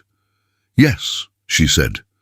Priya looked at the screen. Calloway was fielding a follow-up question from Jeff about the article's sourcing, answering it with the same even, unhurried clarity he brought to everything. Priya looked back at Celestine. He said your name on live TV. I noticed. He called you. He said you changed the way he sees the world. I heard him. Priya sat down across from her. She wrapped both hands around her coffee mug and looked at Celestine with the particular frank directness of a woman who did not waste time. How are you feeling right now? Celestine looked back at the screen. The segment had moved on. They were discussing something else now, Calloway standing to shake the host's hands in the way guests do when the cameras are still technically on, but the conversation has concluded. Mortified, Celestine said, and something else I'm not going to say out loud. Priya nodded. Yeah, she said. I thought so. She went to his office at 10 o'clock. She knocked. He said, come in. He was at his desk, jacket off, the focused look of someone who had just finished something large and was already inside the next thing. He looked up when she entered, and she saw, very briefly, a look cross his face that he did not quite manage to contain. Relief, she thought, and something warmer than relief, and then both of them filed away behind the professional steadiness he rebuilt in approximately half a second. Celestine. He stood, which surprised her. He didn't usually stand when she entered a room. I was going to come find you. You had no right, she said. He stopped. To use my story. Her voice was level, controlled. My name, what I bought, why I bought it. You had no right to put that on television without asking me first. He was quiet for a moment. Then, you're right. She had not expected that. She had come in here armed with the next 2 sentences, and he had removed the ground under them in 3 words. I'm right, she said, completely. He moved out from behind the desk, not toward her, just out from behind it, removing the barrier of the furniture the way he'd sat on its edge that morning 3 weeks ago. I used your story to protect your reputation, which I recognize is a contradiction. I used something private about you to fix a problem that I created by being careless with private information about you in the first place." He held her gaze. "I should have asked. I didn't. I'm sorry." Celestine looked at him. She had prepared for defensiveness. She had prepared for the particular variety of justification that wealthy men used when they had done something they believed was for someone else's benefit, the framing that made the action about generosity rather than control. She had not prepared for a clean, unqualified apology delivered with the same directness he applied to everything else. She had not prepared for him to be right about the contradiction. "The article would have gotten worse," she said, not conceding, thinking out loud. Without a response. "Yes. My name was going to come out anyway. Probably within 48 hours, yes. So you were trying to get ahead of it." "I was." He paused. "And I also wanted people to know who you actually are, not because it was strategic, just because—" He stopped himself, started again. "Because the version of you in that article made me angry, and the real version of you is worth defending." The room was very quiet. Celestine looked at the desk, the window, the lake beyond it, the grey winter water, the same water she'd watched from the guest suite window on her second day of work, the day she'd thought, "This is the kind of view that should belong to everyone, and never does." She looked back at him. "You should have asked me," she said again. "I know," he said. "I won't make that mistake again." Something in the way he said it, again, carrying the specific weight of a word that assumes a future, landed in her chest and sat there, warm and slightly terrifying. "I accept the apology," she said carefully. He nodded. She turned to go.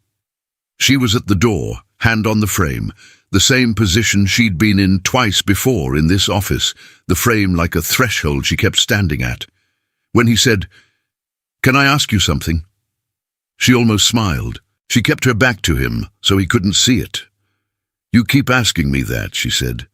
"I keep having questions." A beat. She turned just enough. "Ask. What do you actually want?" His voice was quiet, not the CEO voice, not the controlled professional voice. The voice she'd heard fragments of in other rooms, the voice that was underneath the others. "Not for your family, not for your brother. For you. If you could have anything, what would it be?" Celestine was silent for a long moment. The question sat in the air between them like something breakable. No one had asked her that in years. Possibly ever. Not with this quality of genuine wanting to know. Not with this specific patient stillness that said, "I'm not asking because I have already decided the answer. I'm asking because I actually want to know." She turned fully to face him. "I want to finish what I started," she said. "I want to. I gave something up, and I know why I gave it up, and I don't regret it, but I want it back someday." She paused. "I want my brother healthy. I want my mother to have a life that doesn't only consist of worrying, and I want—" She stopped. "What?" Soft. Not pushing, holding space. "I want to feel like someone sees me," she said. "Not the maid, not the credit card story. Me." She said it, and then immediately felt the exposure of having said it, the specific nakedness of an honest answer to a real question, and she straightened slightly, a physical recollection of herself. "That's what I want," she said. "Since you asked." He looked at her across the room, and his expression was something she had no professional category for, something that lived entirely outside the managed lexicon of employer and employee and billionaire and maid and test and television segment. He said, "I see you." 2 words. Quiet. No performance. Celestine stood very still. Then she said, "I'm going to go finish the East Wing." She left. She walked down the hallway and around the corner and stopped, her back against the wall, her hands pressed flat against the plaster, and she stood there for a moment with her eyes closed and her heart doing something she had told it, clearly, repeatedly, with great firmness, that it was not allowed to do. It wasn't listening. It hadn't been listening for weeks. She pressed her hands harder against the wall and breathed, and then she straightened, and she went back to work. The offer she can't refuse. He did it quietly. That was the thing about Callaway Drexen that most people didn't understand. Not because it was hidden exactly, but because it didn't fit the story people had already decided to tell about him. The story went: billionaire, self-made, ruthless in negotiations, cold in relationships, a man who moved through the world like someone who had learned very early that sentiment was a currency he couldn't afford and had simply stopped carrying it. The story wasn't entirely wrong, but it missed the part that happened in private. The thank you letters from the children's hospitals he never mentioned. The development projects on the south side that bore other people's names because he'd asked for his removed. The way he had, over the 14 months since Celestine Okafor first walked through the service entrance of his house and started smoothing his guest room sheets with the flat of her palm, paid closer attention to one person's life than he had paid to anything in years. He did it quietly. The first call was to Dr. Renata Osei, a pulmonologist at Rush University Medical Center, who was the best in Chicago at what she did, and who Callaway had met twice at charity dinners, and who had, on both occasions, spoken about her work with the kind of focused passion that made him trust her immediately. He called her on a Wednesday morning, 2 days after the television segment. "I have a patient I'd like you to see," he said. "A child. 17 years old, chronic asthma, managed but not optimally. I'd like to arrange a full workup and whatever ongoing treatment plan you'd recommend. Cost is completely covered. I'd like it arranged privately through my foundation's medical fund." A pause. "Who is the patient?" "His name is Darius Okafor." He paused. "His sister works for me. She's been managing his condition on a housekeeper's salary for 3 years, and I'd like her to not have to do that anymore." Another pause, longer this time. "Doctor, Osei had heard a great deal of things in her career. This landed somewhere specific on the register of things that surprised her. I'll need to be in contact with the family directly," she said. "I can't treat a minor without parental consent and direct communication."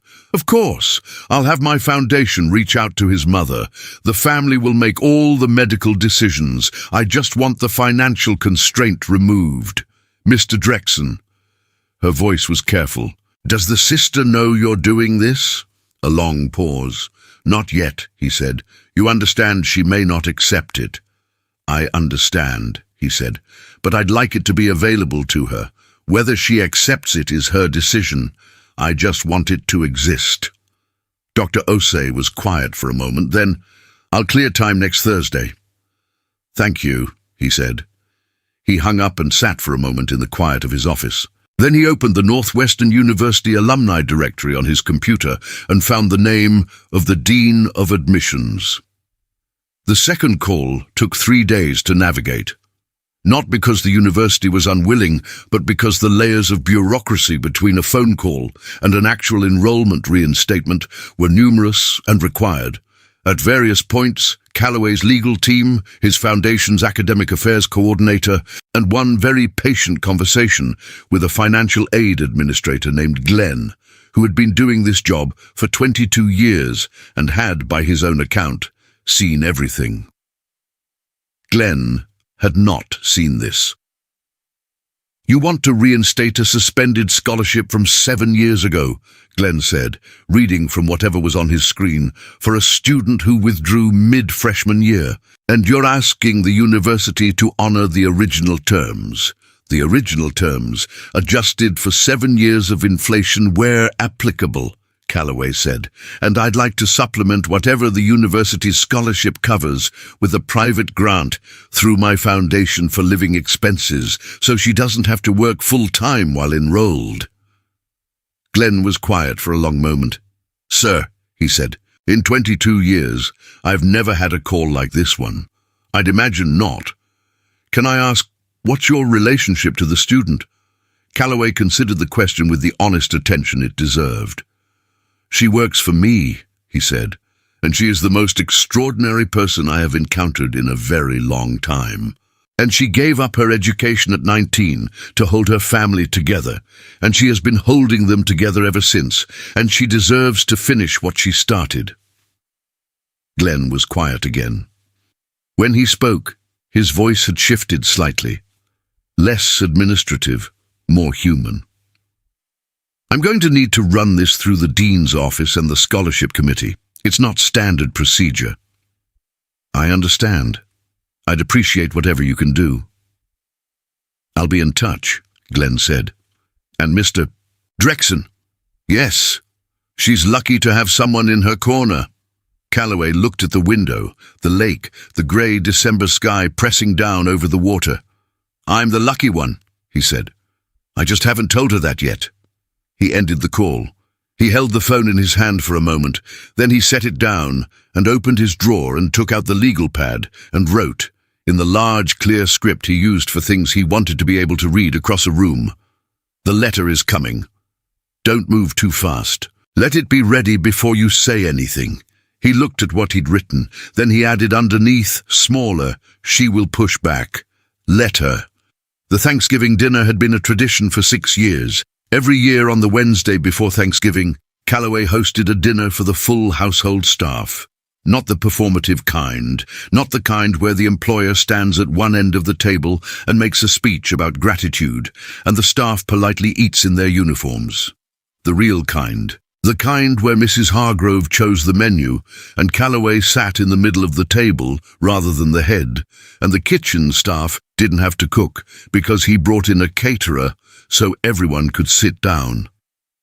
It had started the year after his mother died, when he had come back from the funeral to an empty house and realized, sitting in his kitchen at 2 a.m, that the people who made his life functional and orderly and possible had nowhere to put the holiday either, that they were, most of them, far from family or managing complicated situations, and that the least he could do was make sure there was a table.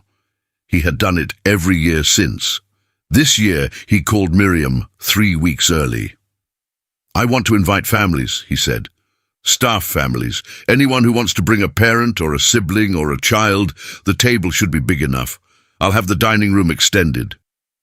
Miriam wrote this down. Then carefully, "Is there anyone in particular you'd like to make sure is invited?" He appreciated Miriam. He had always appreciated Miriam. She was the only person in his professional life who asked the question that was actually being asked, rather than the question that was nominally being asked. "Yes," he said, "I'd like Celestine to feel welcome to bring her mother and her brother if they're able to come." Don't make it a specific invitation. Just make sure the general invitation is warm enough that she knows she's included. Miriam nodded, still writing. "And the Northwestern letter. Have you heard back from Glenn?" "It came through yesterday." He opened his drawer and looked at the envelope. Official Northwestern stationery, his foundation's seal in the corner, the scholarship reinstatement notice inside. "I'm going to give it to her at the dinner, if the moment is right." Miriam looked up from her notepad. In 9 years of working for Calloway Drexen, she had learned to read the difference between his business decisions and his personal ones by the quality of deliberateness he brought to each. Business decisions were fast, clean, final. Personal decisions, the ones that mattered to him, the real ones, had this quality instead. Careful, layered, thought about from every angle, approached the way you approach something you don't want to break. He had been making a great many personal decisions recently. "I'll make sure the invitation is warm," she said. The dinner was set for the Wednesday before Thanksgiving, which that year fell on a grey, cold Chicago afternoon that smelled of snow that hadn't quite arrived yet, the particular smell of December, deciding whether to commit. By 5 o'clock, the dining room had been extended with 2 rented tables pushed end to end, covered in white linen, set with the good china rather than the staff service. Mrs. Hargrove had requested her mother's cornbread dressing recipe be included in the catering order. Priya had asked for a vegetarian option and received 3. The grounds staff had put cedar candles down the center of the tables, and the room smelled of pine and something warm and indefinably specific to the feeling of people gathered who are glad to be gathered. Celestine arrived at 5:15 with her mother and Darius. Calloway was standing near the entrance to the dining room when they came through the main door. He had positioned himself there without quite acknowledging why, and he saw them before Celestine saw him. Her mother, Adelaide Okafor, was a small woman in her early 50s, wrapped in a good coat that had been well cared for, the kind of coat that communicated dignity rather than wealth. She moved through the foyer with the alert, assessing attention of a woman who had learned to read rooms quickly and trust her reads. She looked at the chandelier and the marble floors and the extended table, and she did not flinch from any of it. She simply took it in and then turned to find her daughter.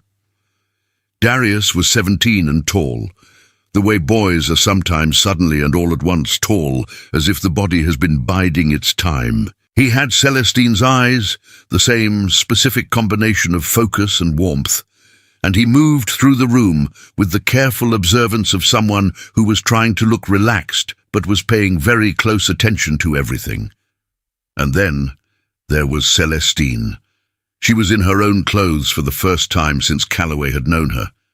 Not the navy uniform, but a deep green dress, simple, well-fitted, that made her look simultaneously more formal and more entirely herself than he had ever seen her. She had her mother on one arm and her hand resting lightly on Darius's shoulder, and she was moving through his house the way she moved through everything, with the particular combination of purpose and grace that he had spent weeks trying and failing to stop noticing. She saw him. For half a second, just half. Barely registerable, something crossed her face that he was learning to recognize now, the brief, involuntary expression that appeared before she replaced it with the professional neutrality he knew was a choice. It was gone in an instant, but he had seen it. He walked toward them. "I'm glad you came," he said. To all three of them, though his eyes found Celestine last and stayed there a moment too long. "Thank you for having us," Adelaide said. Her voice was warm and direct, the voice of a woman who had not come here to be impressed and was not going to perform gratitude she didn't feel. She looked at him with an assessment that was thorough and unhurried, and that Calloway recognized with a start as the same quality of attention her daughter brought to everything. "My daughter speaks well of you." Celestine, beside her, looked at the ceiling briefly with the expression of someone whose mother has just done exactly the thing they privately hoped she wouldn't do. "She speaks well of both of you," Calloway said. "Constantly." This was not entirely true. Celestine spoke of her family sparingly, in the careful way of someone who guards what she loves. But the spirit of it was true, and Adelaide seemed to know the difference between a social grace and a lie, because she nodded once, satisfied, and allowed herself to be guided toward the table. Darius had not said anything. He was looking at Calloway with the frank, measuring assessment of a 17-year-old who has decided to take the full measure of the man who employs his sister and has spent 2 minutes on it so far. "I've heard about you," Darius said. "Good things, I hope," Calloway said. "Some," Darius said. "Not unfriendly, just honest." Calloway almost smiled. "That's fair." Celestine, at her brother's shoulder, pressed her hand against his arm once. "Easy." And the three of them moved toward the table and the noise and the warmth of 40 people who were glad to be in the same room. Calloway watched her go. He thought, she belongs here. Not in the mansion. He wasn't sentimental enough to think of it in those terms, but in the room, at the table, with people who were glad. She belonged in gladness, and he wasn't sure she'd had enough of it. He intended to change that. He had the letter in his jacket pocket. He had been carrying it there since the afternoon, the northwestern envelope pressed against his ribs, the way Celestine had once pressed the black card against her heart.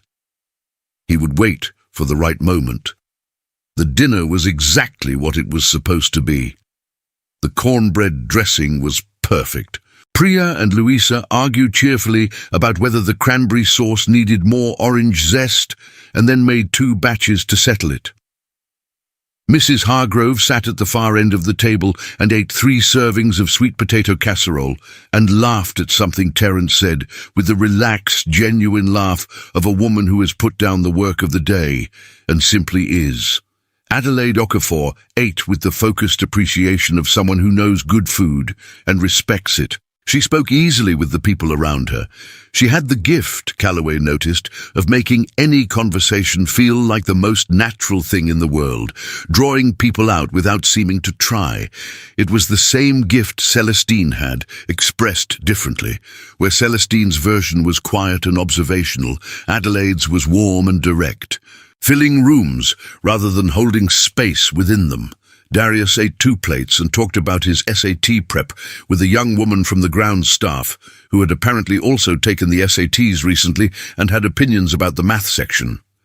His inhaler sat on the table beside his plate, unremarked upon, part of the ordinary furniture of his life.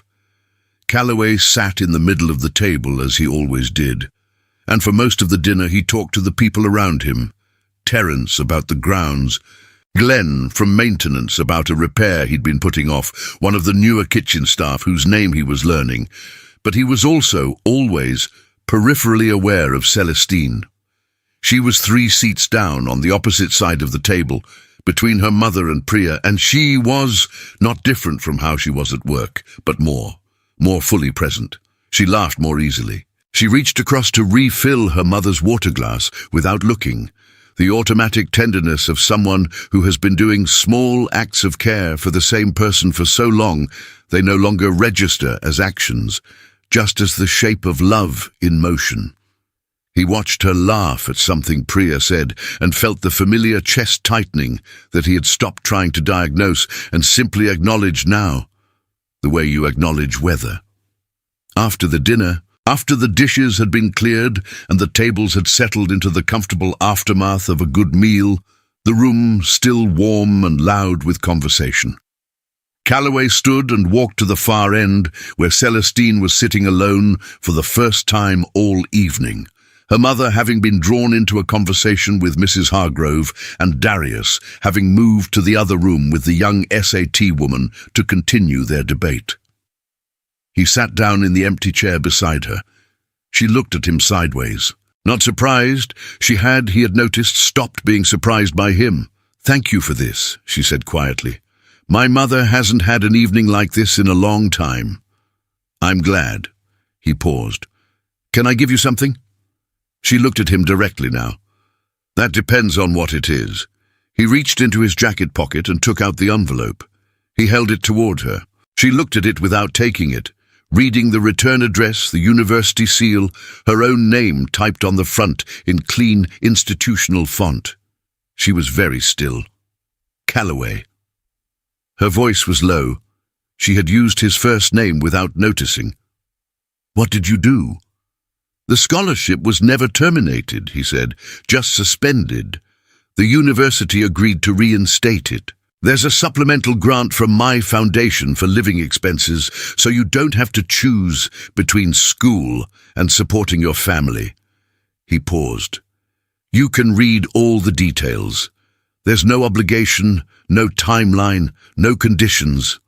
If you don't want it, I'll respect that completely, but I wanted it to exist. I wanted the door to be open."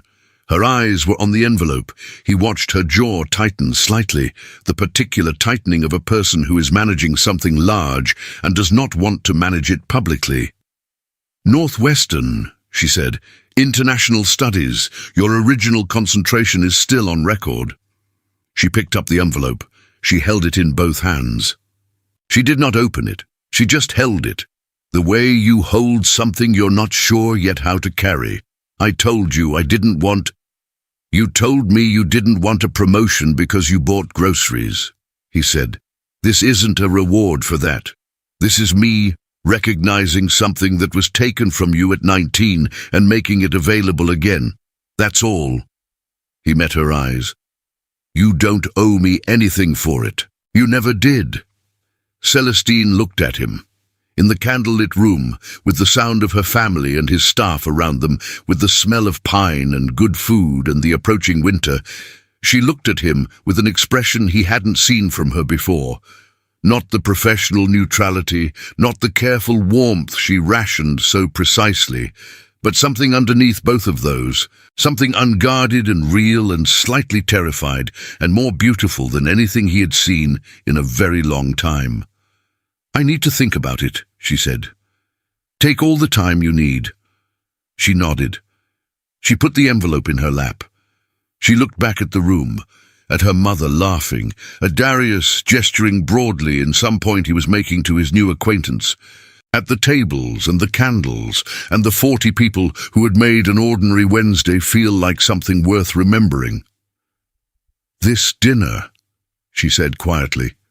"Did you do this because of me?" He thought about lying. He thought about the diplomatic answer, the socially graceful answer, that redistributed the specificity into something general and manageable. "I do it every year," he said. "This year I did it a little earlier and a little bigger because I wanted your family to be here." She absorbed this. "That's honest," she said. "I'm trying," he said. She almost smiled. The edge of it, the almost, was enough to make the whole evening worth it. Then the door to the dining room opened, and everything changed. Confrontation at Thanksgiving. The door opened, and Brianna walked in like she owned the room. She had always known how to enter a space. It was one of the first things Calloway had noticed about her, back when noticing things about her was still pleasant. The way she calibrated her presence to fill exactly the amount of space she intended, not a degree more or less. She entered rooms the way a conductor raised a baton, the gesture itself a signal that something was about to begin. Behind her came a man Calloway didn't recognize, late 30s, polo shirt, the slightly too alert expression of a journalist at work. Behind him, a young woman with a phone raised, angled toward the room. The conversations at the table died in sequence, the way sound dies when something shifts the air. First the people nearest the door, then rippling outward until the dining room had gone from warm and full to something else entirely. Calloway was on his feet before he had consciously decided to stand. "Brianna." His voice was flat. Not surprised, he had known on some level that she wasn't finished. He had underestimated the specific shape of what unfinished would look like. "You need to leave." "I'll leave when I'm ready," she said. She was wearing the kind of composed expression that required the specific type of anger that had cured into something harder and colder than its original form. Not rage, which was hot and imprecise, but the thing rage becomes when it has been sitting with purpose for 3 weeks. She scanned the room once, rapidly, with the assessment of someone who has come in with a plan and is locating the elements of it. Her eyes found Celestine. Adelaide Okafor had stopped talking to Mrs. Hargrove. She was watching the door with the still, reading attention of a woman who has navigated enough difficulty in her life to recognize it immediately upon arrival. Darius had moved instinctively to a position closer to his mother. Celestine had not moved. She was seated at the table, the Northwestern envelope in her lap, and she was watching Brianna with an expression that Calloway had never seen from her before. Not fear, not the careful professional neutrality, but a settled, quiet stillness, the stillness of someone who has been through enough to know that the best response to a storm bearing down is not to run, but to find your footing. "Who are you?" Adelaide said. Directed at Brianna, clear and direct, the voice of a woman who had not come here to be afraid of anyone. Brianna looked at her. Something flickered across her expression. Then she looked back at Celestine. "I'm the woman whose life your daughter destroyed," she said, "in case no one told you." The room was completely silent. Calloway moved. He crossed the distance between himself and Brianna in 8 steps and placed himself between her and the table, not physically blocking, but the kind of placement that is itself a statement, a boundary drawn with a body. "Get out of my house," he said, quiet. the quietest he had spoken all evening. "I have every right." "You have no rights in this house. You were not invited. You are trespassing, and I will call the police if you don't leave in the next 30 seconds. He looked at the journalist. "You too. Whatever she told you, whatever she promised you, leave." The journalist hesitated. He had the look of a man who had been promised something significant and was recalculating whether it was worth what was happening. Brianna stepped around Calloway. He turned. She was looking directly at Celestine now, and she was speaking in the particular voice of a woman who has decided that if she cannot have what she came for, she will at least make certain that everyone in the room carries the weight of what she is about to say. "You must be very proud of yourself," Brianna said. "You cleaned his house for a year, and now you're sitting at his table at Thanksgiving. How long did that take you to plan?" Celestine looked at her. She didn't answer. "Because that's what this is," Brianna continued, and her voice had shifted now, the composed exterior cracking just enough to let through what was underneath, which was genuine pain wearing the costume of cruelty. "That's what you people do. You find someone with money and you perform for them. You perform virtue. You perform sacrifice. You perform—" She gestured at the room, at the dinner, at all of it. "This. And the man is so starved for something real that he doesn't notice it's a performance." The woman with the phone had been filming. Calloway turned and looked at her with an expression she apparently found persuasive, because she lowered the phone. He turned back to the room. He looked at Celestine. She had not moved. She had not spoken. She was sitting at his dinner table with the Northwestern envelope in her lap, and her mother beside her, and her brother behind her. And her expression was the most painful thing he had ever seen on a human face. Not because it showed pain, but because it showed the active, effortful work of not showing it. The muscle it took to sit completely still and make your face say, "This does not reach me," when everything in the room was designed to reach her. He thought about how much it cost her. How much everything cost her always, in the specific currency of her own reserves, and how she paid without letting anyone see the transaction. He turned to Brianna. "You're done," he said. "Get out of my house." Brianna looked at him with something that had moved beyond anger into something more honest and therefore more complicated.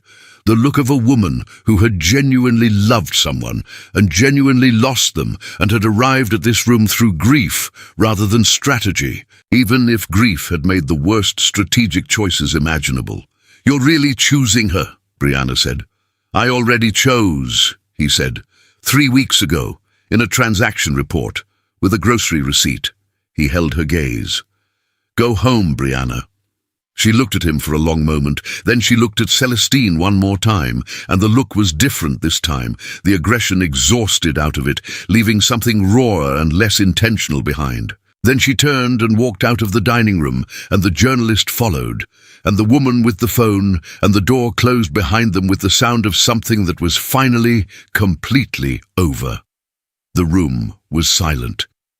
Then Adelaide Okafor, in the clear, unhurried voice of a woman who had raised children to know their value and was not going to let this moment pass without consequence, said, "Celestine, baby, look at me." Celestine looked at her mother. "You hear me?" Adelaide said. "None of that lands. None of it. You understand me?" Celestine nodded once. The nod was tight and careful, the nod of a person maintaining something. Calloway moved toward her. He walked around the table and crouched at her side, so that he was at her level rather than above her, instinctive, not calculated, and he said quietly for only her, "Are you all right?" She looked at him. "No," she said, "honest." The first time she'd answered that question honestly instead of with, "I'll be fine," or "It doesn't matter," or "I'm okay." "What do you need?" he said. She looked around the room, the staff, her mother, her brother's face tight with controlled adolescent fury on her behalf, and the weight of being seen and witnessed by all of them, the specific vulnerability of having your dignity attacked in a room full of people who care about you, seemed to press down on her all at once.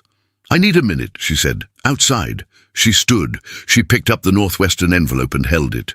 She looked at her mother, a look that contained an entire conversation, a shorthand built over 26 years. And Adelaide nodded, the small nod of a mother who is releasing her child to manage something herself. Celestine walked out of the dining room. She walked through the foyer, past the chandelier and the marble floors, and she pushed open the front door of the mansion and stepped out into the December night. It was snowing. Not the heavy, committed snow of a Chicago winter at full strength, but the preliminary kind, fine, tentative, the snow equivalent of a held breath. The flakes were small and dry, and they settled on the black iron railings and the front steps and the shoulders of Celestine's green dress, with the delicate impermanence of things that know they are temporary. She stood on the top step with her arms around herself and her face lifted slightly toward the sky, eyes closed, the cold settling over her like something useful. Behind her, the door opened. She didn't turn. She knew the footstep. Calloway came to stand beside her on the step. Not behind her, not in front. Beside, the way you stand with someone when you're not managing them, just accompanying them. They stood in the snow for a moment without speaking. "She's not wrong," Celestine said. "Not about the accusation." Her voice made clear she wasn't conceding the accusation. People do look at someone like me in a house like this, and they assume the worst. And I can't make them not assume it. I can only know the truth myself and hope it's enough. "It's enough," Calloway said. "You don't get to decide that." "No," he said. "I don't. You're right." He paused. "But I can tell you what I see, and what I see doesn't look like a performance to me. It looks like the least performative person I have ever met." She was quiet. The snow fell around them, fine and patient. "I'm so tired," she said. Not dramatically, simply. The statement of a person who has been carrying something heavy for a long time and is briefly, in the cold and the dark, setting it down just long enough to say so. "I'm tired of being careful all the time, of making sure everything I do can't be misread, of never taking up too much space because someone will decide I'm taking advantage." She paused. "I'm very tired." "I know," he said. She turned and looked at him. The fine snow had settled in her hair, on her eyelashes, on the shoulders of the green dress. Her face in the dark was open in a way he had never seen it. The walls down, not because she'd chosen to take them down, but because the evening had simply been too much to hold them all against. "That envelope in my hands," she said. "Is that real?" "It's real. You called Northwestern. You arranged a scholarship reinstatement for me. For you. Without asking me first." He held her gaze. "I know, I should have asked. I've been trying to fix things instead of asking what you want. I'm aware that's a problem." A pause. "I'm working on it." She looked at the envelope. "It's Northwestern," she said, almost to herself. "International Studies," he said. "East Asian Languages concentration. Your transcript is intact. The scholarship committee reviewed your original application and found no reason to change their assessment." He paused. "You were exceptional at 19. You're still exceptional. You just had to put your life on hold to take care of the people who needed you." Her jaw was doing that thing again, the tightening, the managing. "Calloway." His name in her mouth, again without the Mr. Drexen, the formal buffer gone entirely. "Yes. Why are you doing this?" The question hung in the snow between them. He had been waiting for this question. He had been planning his answer, the careful, measured, appropriate answer that acknowledged his feelings without putting pressure on her, that was honest without being declaration, that respected every boundary she had drawn while also being finally the truth. He looked at her, standing in the December snow, in her green dress with the Northwestern envelope pressed against her chest, and he said, "Because you are the first person in 20 years who made me want to be better. Not richer, not smarter, not more successful, better." He paused. "And I know that's not something you asked for. I know you didn't come here to change anyone's life, but you changed mine, and I'd like very much to spend as long as you'll allow me trying to be worthy of that." Celestine was very still. The snow fell. She looked at him, this careful, controlled, quietly extraordinary man standing on his own front step in December with snow in his hair, saying the truest thing he had probably said in years, with the same direct, unperformed clarity he brought to everything.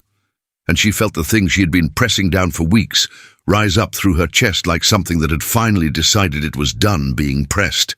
"I don't know what to do with you," she said. "You don't have to do anything," he said. "Not tonight, not until you're ready. I just wanted you to know." She looked at the envelope again. Then she looked at him. "I'm going to go back inside," she said, "because my mother is in there and she's going to worry." "Of course," he said. She turned toward the door. "Celestine." She stopped.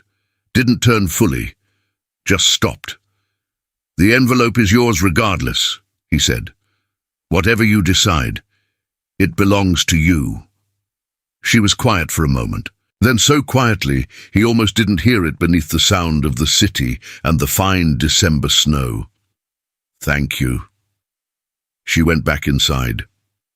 Calloway stood on the step alone for a long time. The snow settled on his jacket, his shoulders, the iron railing beside him. He stood there until the cold was fully committed, and then he stood there a little longer, looking at the front door she had closed behind her. He thought, "I told her." He thought, "She didn't pull away." He thought about the way she'd said his name, Calloway, twice in one evening, without the formal distance of Mr. Drexen, without even noticing she'd crossed the threshold. He was not a man who read too much into small things, but he had built a career on knowing the difference between a door that was closed and a door that was simply not yet open. He went back inside. The dinner resumed, quieter, warmer, more deliberate than before. Mrs. Hargrove cut the pecan pie with the focused solemnity of someone who believes that pecan pie, properly tended, can fix a great deal. Adelaide Okafor, re-established at the table, ate her slice and said it was the best she'd had since Atlanta, and Priya took this as a personal victory.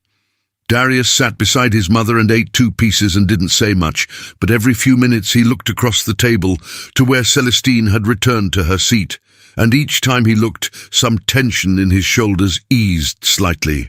The involuntary relief of a young man reassured that his sister is okay. Calloway sat in his place in the middle of the table.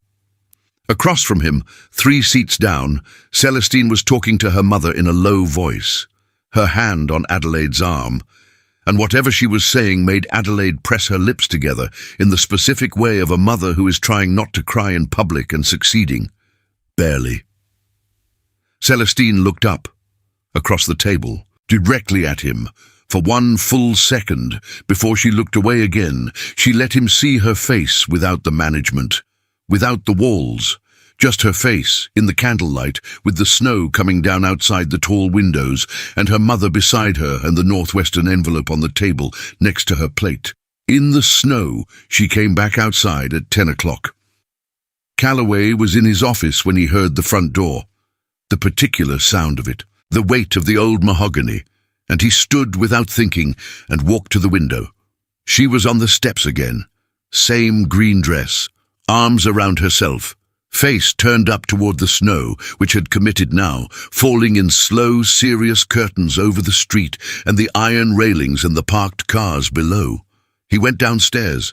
She heard him behind her and didn't turn. "My mother and Darius are getting a car," she said. "I told them I'd be inside in a minute." "Take your time," he said. He came to stand beside her. The snow was thick enough now to muffle the city. That specific Chicago winter silence, the sound of 8 million people agreeing to be quieter for a while. "I've been thinking," she said, "about what you said before." He waited. "About being worthy of something." She turned to face him and her eyes were direct and clear and done managing. "You don't need to earn me, Calloway. I'm not a prize for good behavior." "I know," he said. "That's not what I meant. I know what you meant." A pause. "I meant I'm not something to be deserved. I'm just a person. I'm tired and stubborn, and I fold fitted sheets better than anyone you've ever met, and I gave up my scholarship at 19, and I haven't stopped being angry about that, quietly, every single day." She stopped. "That's who I am. Not the grocery receipt, not the credit card story, not the woman who changed your life." Her voice caught just slightly. "Just me." He looked at her. "Just you," he said, "is the whole point." The snow fell between them, patient and indifferent. She was the one who reached out first. She took his hand, not dramatically, not as declaration, just the quiet, deliberate way she did everything, and held it, and looked at him, and let him see her face completely. He didn't say anything, neither did she. They stood in the snow until the headlights of her mother's car appeared at the end of the block, and then she squeezed his hand once, let go, and turned toward the steps. "Good night, Calloway." "Good night, Celestine." She went down the steps and into the car, and the door closed, and the taillights disappeared into the snow. He stood on the step in the cold for a long time. Then he went back inside, sat at his desk, and for the first time in 20 years did absolutely nothing productive. He just sat there, smiling, in the quiet. What she bought changed everything. 6 months later, on a Sunday morning in May, Calloway found her in the kitchen.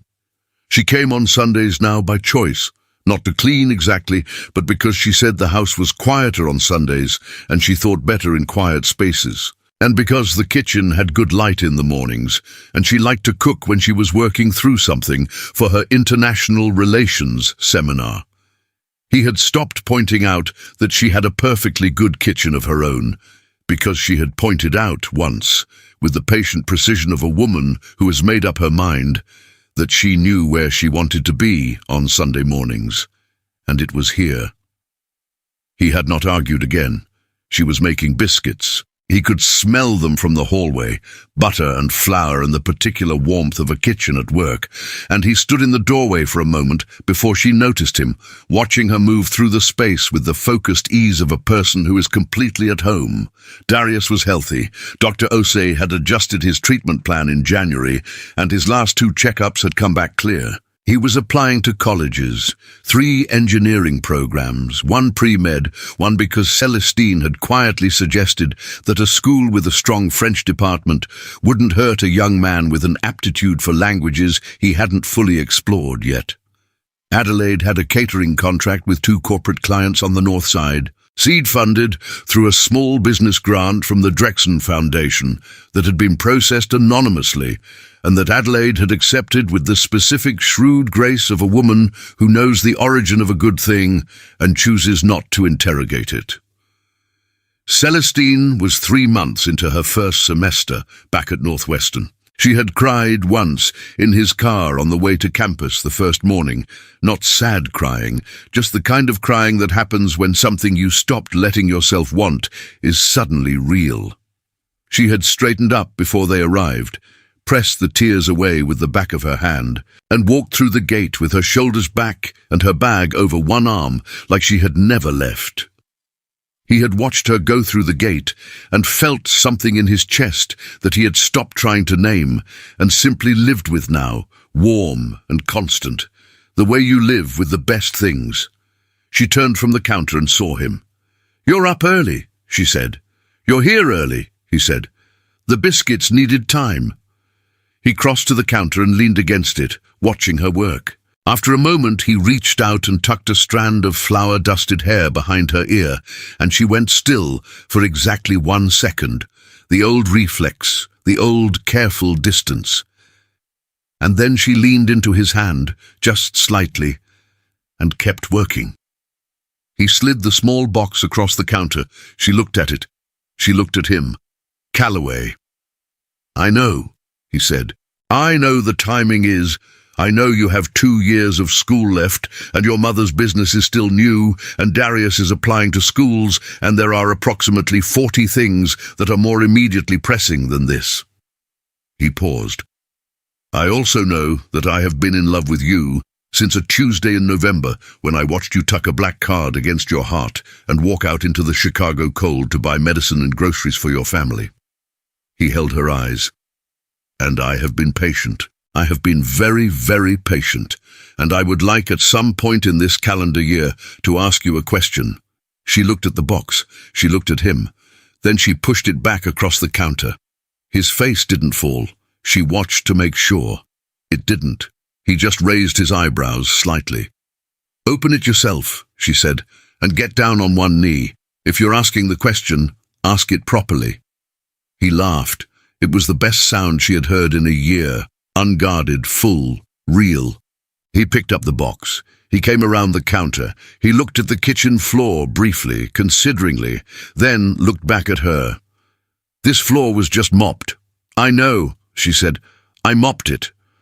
He got down on one knee. He opened the box. The ring was simple, a single stone, no excess, the kind of ring chosen by a man who had paid close attention to the woman he was buying it for. She looked at it and felt the warmth that had been growing in her chest for 6 months rise up all at once. "Celestine Adaez Okafor," he said. "You spent $231.49 of my money on a sick child and a family's dinner, and it was the best investment I have ever witnessed." He paused. "Marry me." She looked at him on the kitchen floor, flour on the counter behind her, biscuits in the oven, the Chicago Sunday morning light coming through the window that faced the lake. Her favorite light, she had told him once, the light that made the city look like it was just beginning. "Yes," she said. He stood. He put the ring on her finger. She looked at it once, briefly, practically, the way she looked at everything she intended to keep. And then she looked at him, and she kissed him with the same quality she brought to every other thing. Certain, warm, completely without performance. From the oven, the biscuits announced themselves. She pulled back, looked at the oven, looked at him. "The biscuits?" she said. "The biscuits," he agreed. She turned back to the counter. He stayed close enough that she could feel him there without looking, the specific warmth of a person who has decided where he belongs and stopped moving from it. She pulled the biscuits out. She set them on the rack. She stood at the counter with oven mitts still on her hands and looked out the window at the lake, silver bright in the morning light, and felt, for the first time in a very long time, since she was 19, and the world had been briefly, entirely full of possibility, that the door she had closed was all the way open again, not despite everything she had carried, because of it. Upstairs, in Calloway's office on the wall beside his desk, hung 4 receipts in a single frame. 3 were luxury, a Birkin, a Rolex, an Aspen ski package, long numbers, designer names, the evidence of people given everything, choosing more of everything. The 4th was a grocery list, children's Tylenol, rice, bread, eggs, baby formula. Chicken thighs, a medical copay, $231.49. Below the frame on a small card in Calloway's handwriting, "This one changed my life." The end.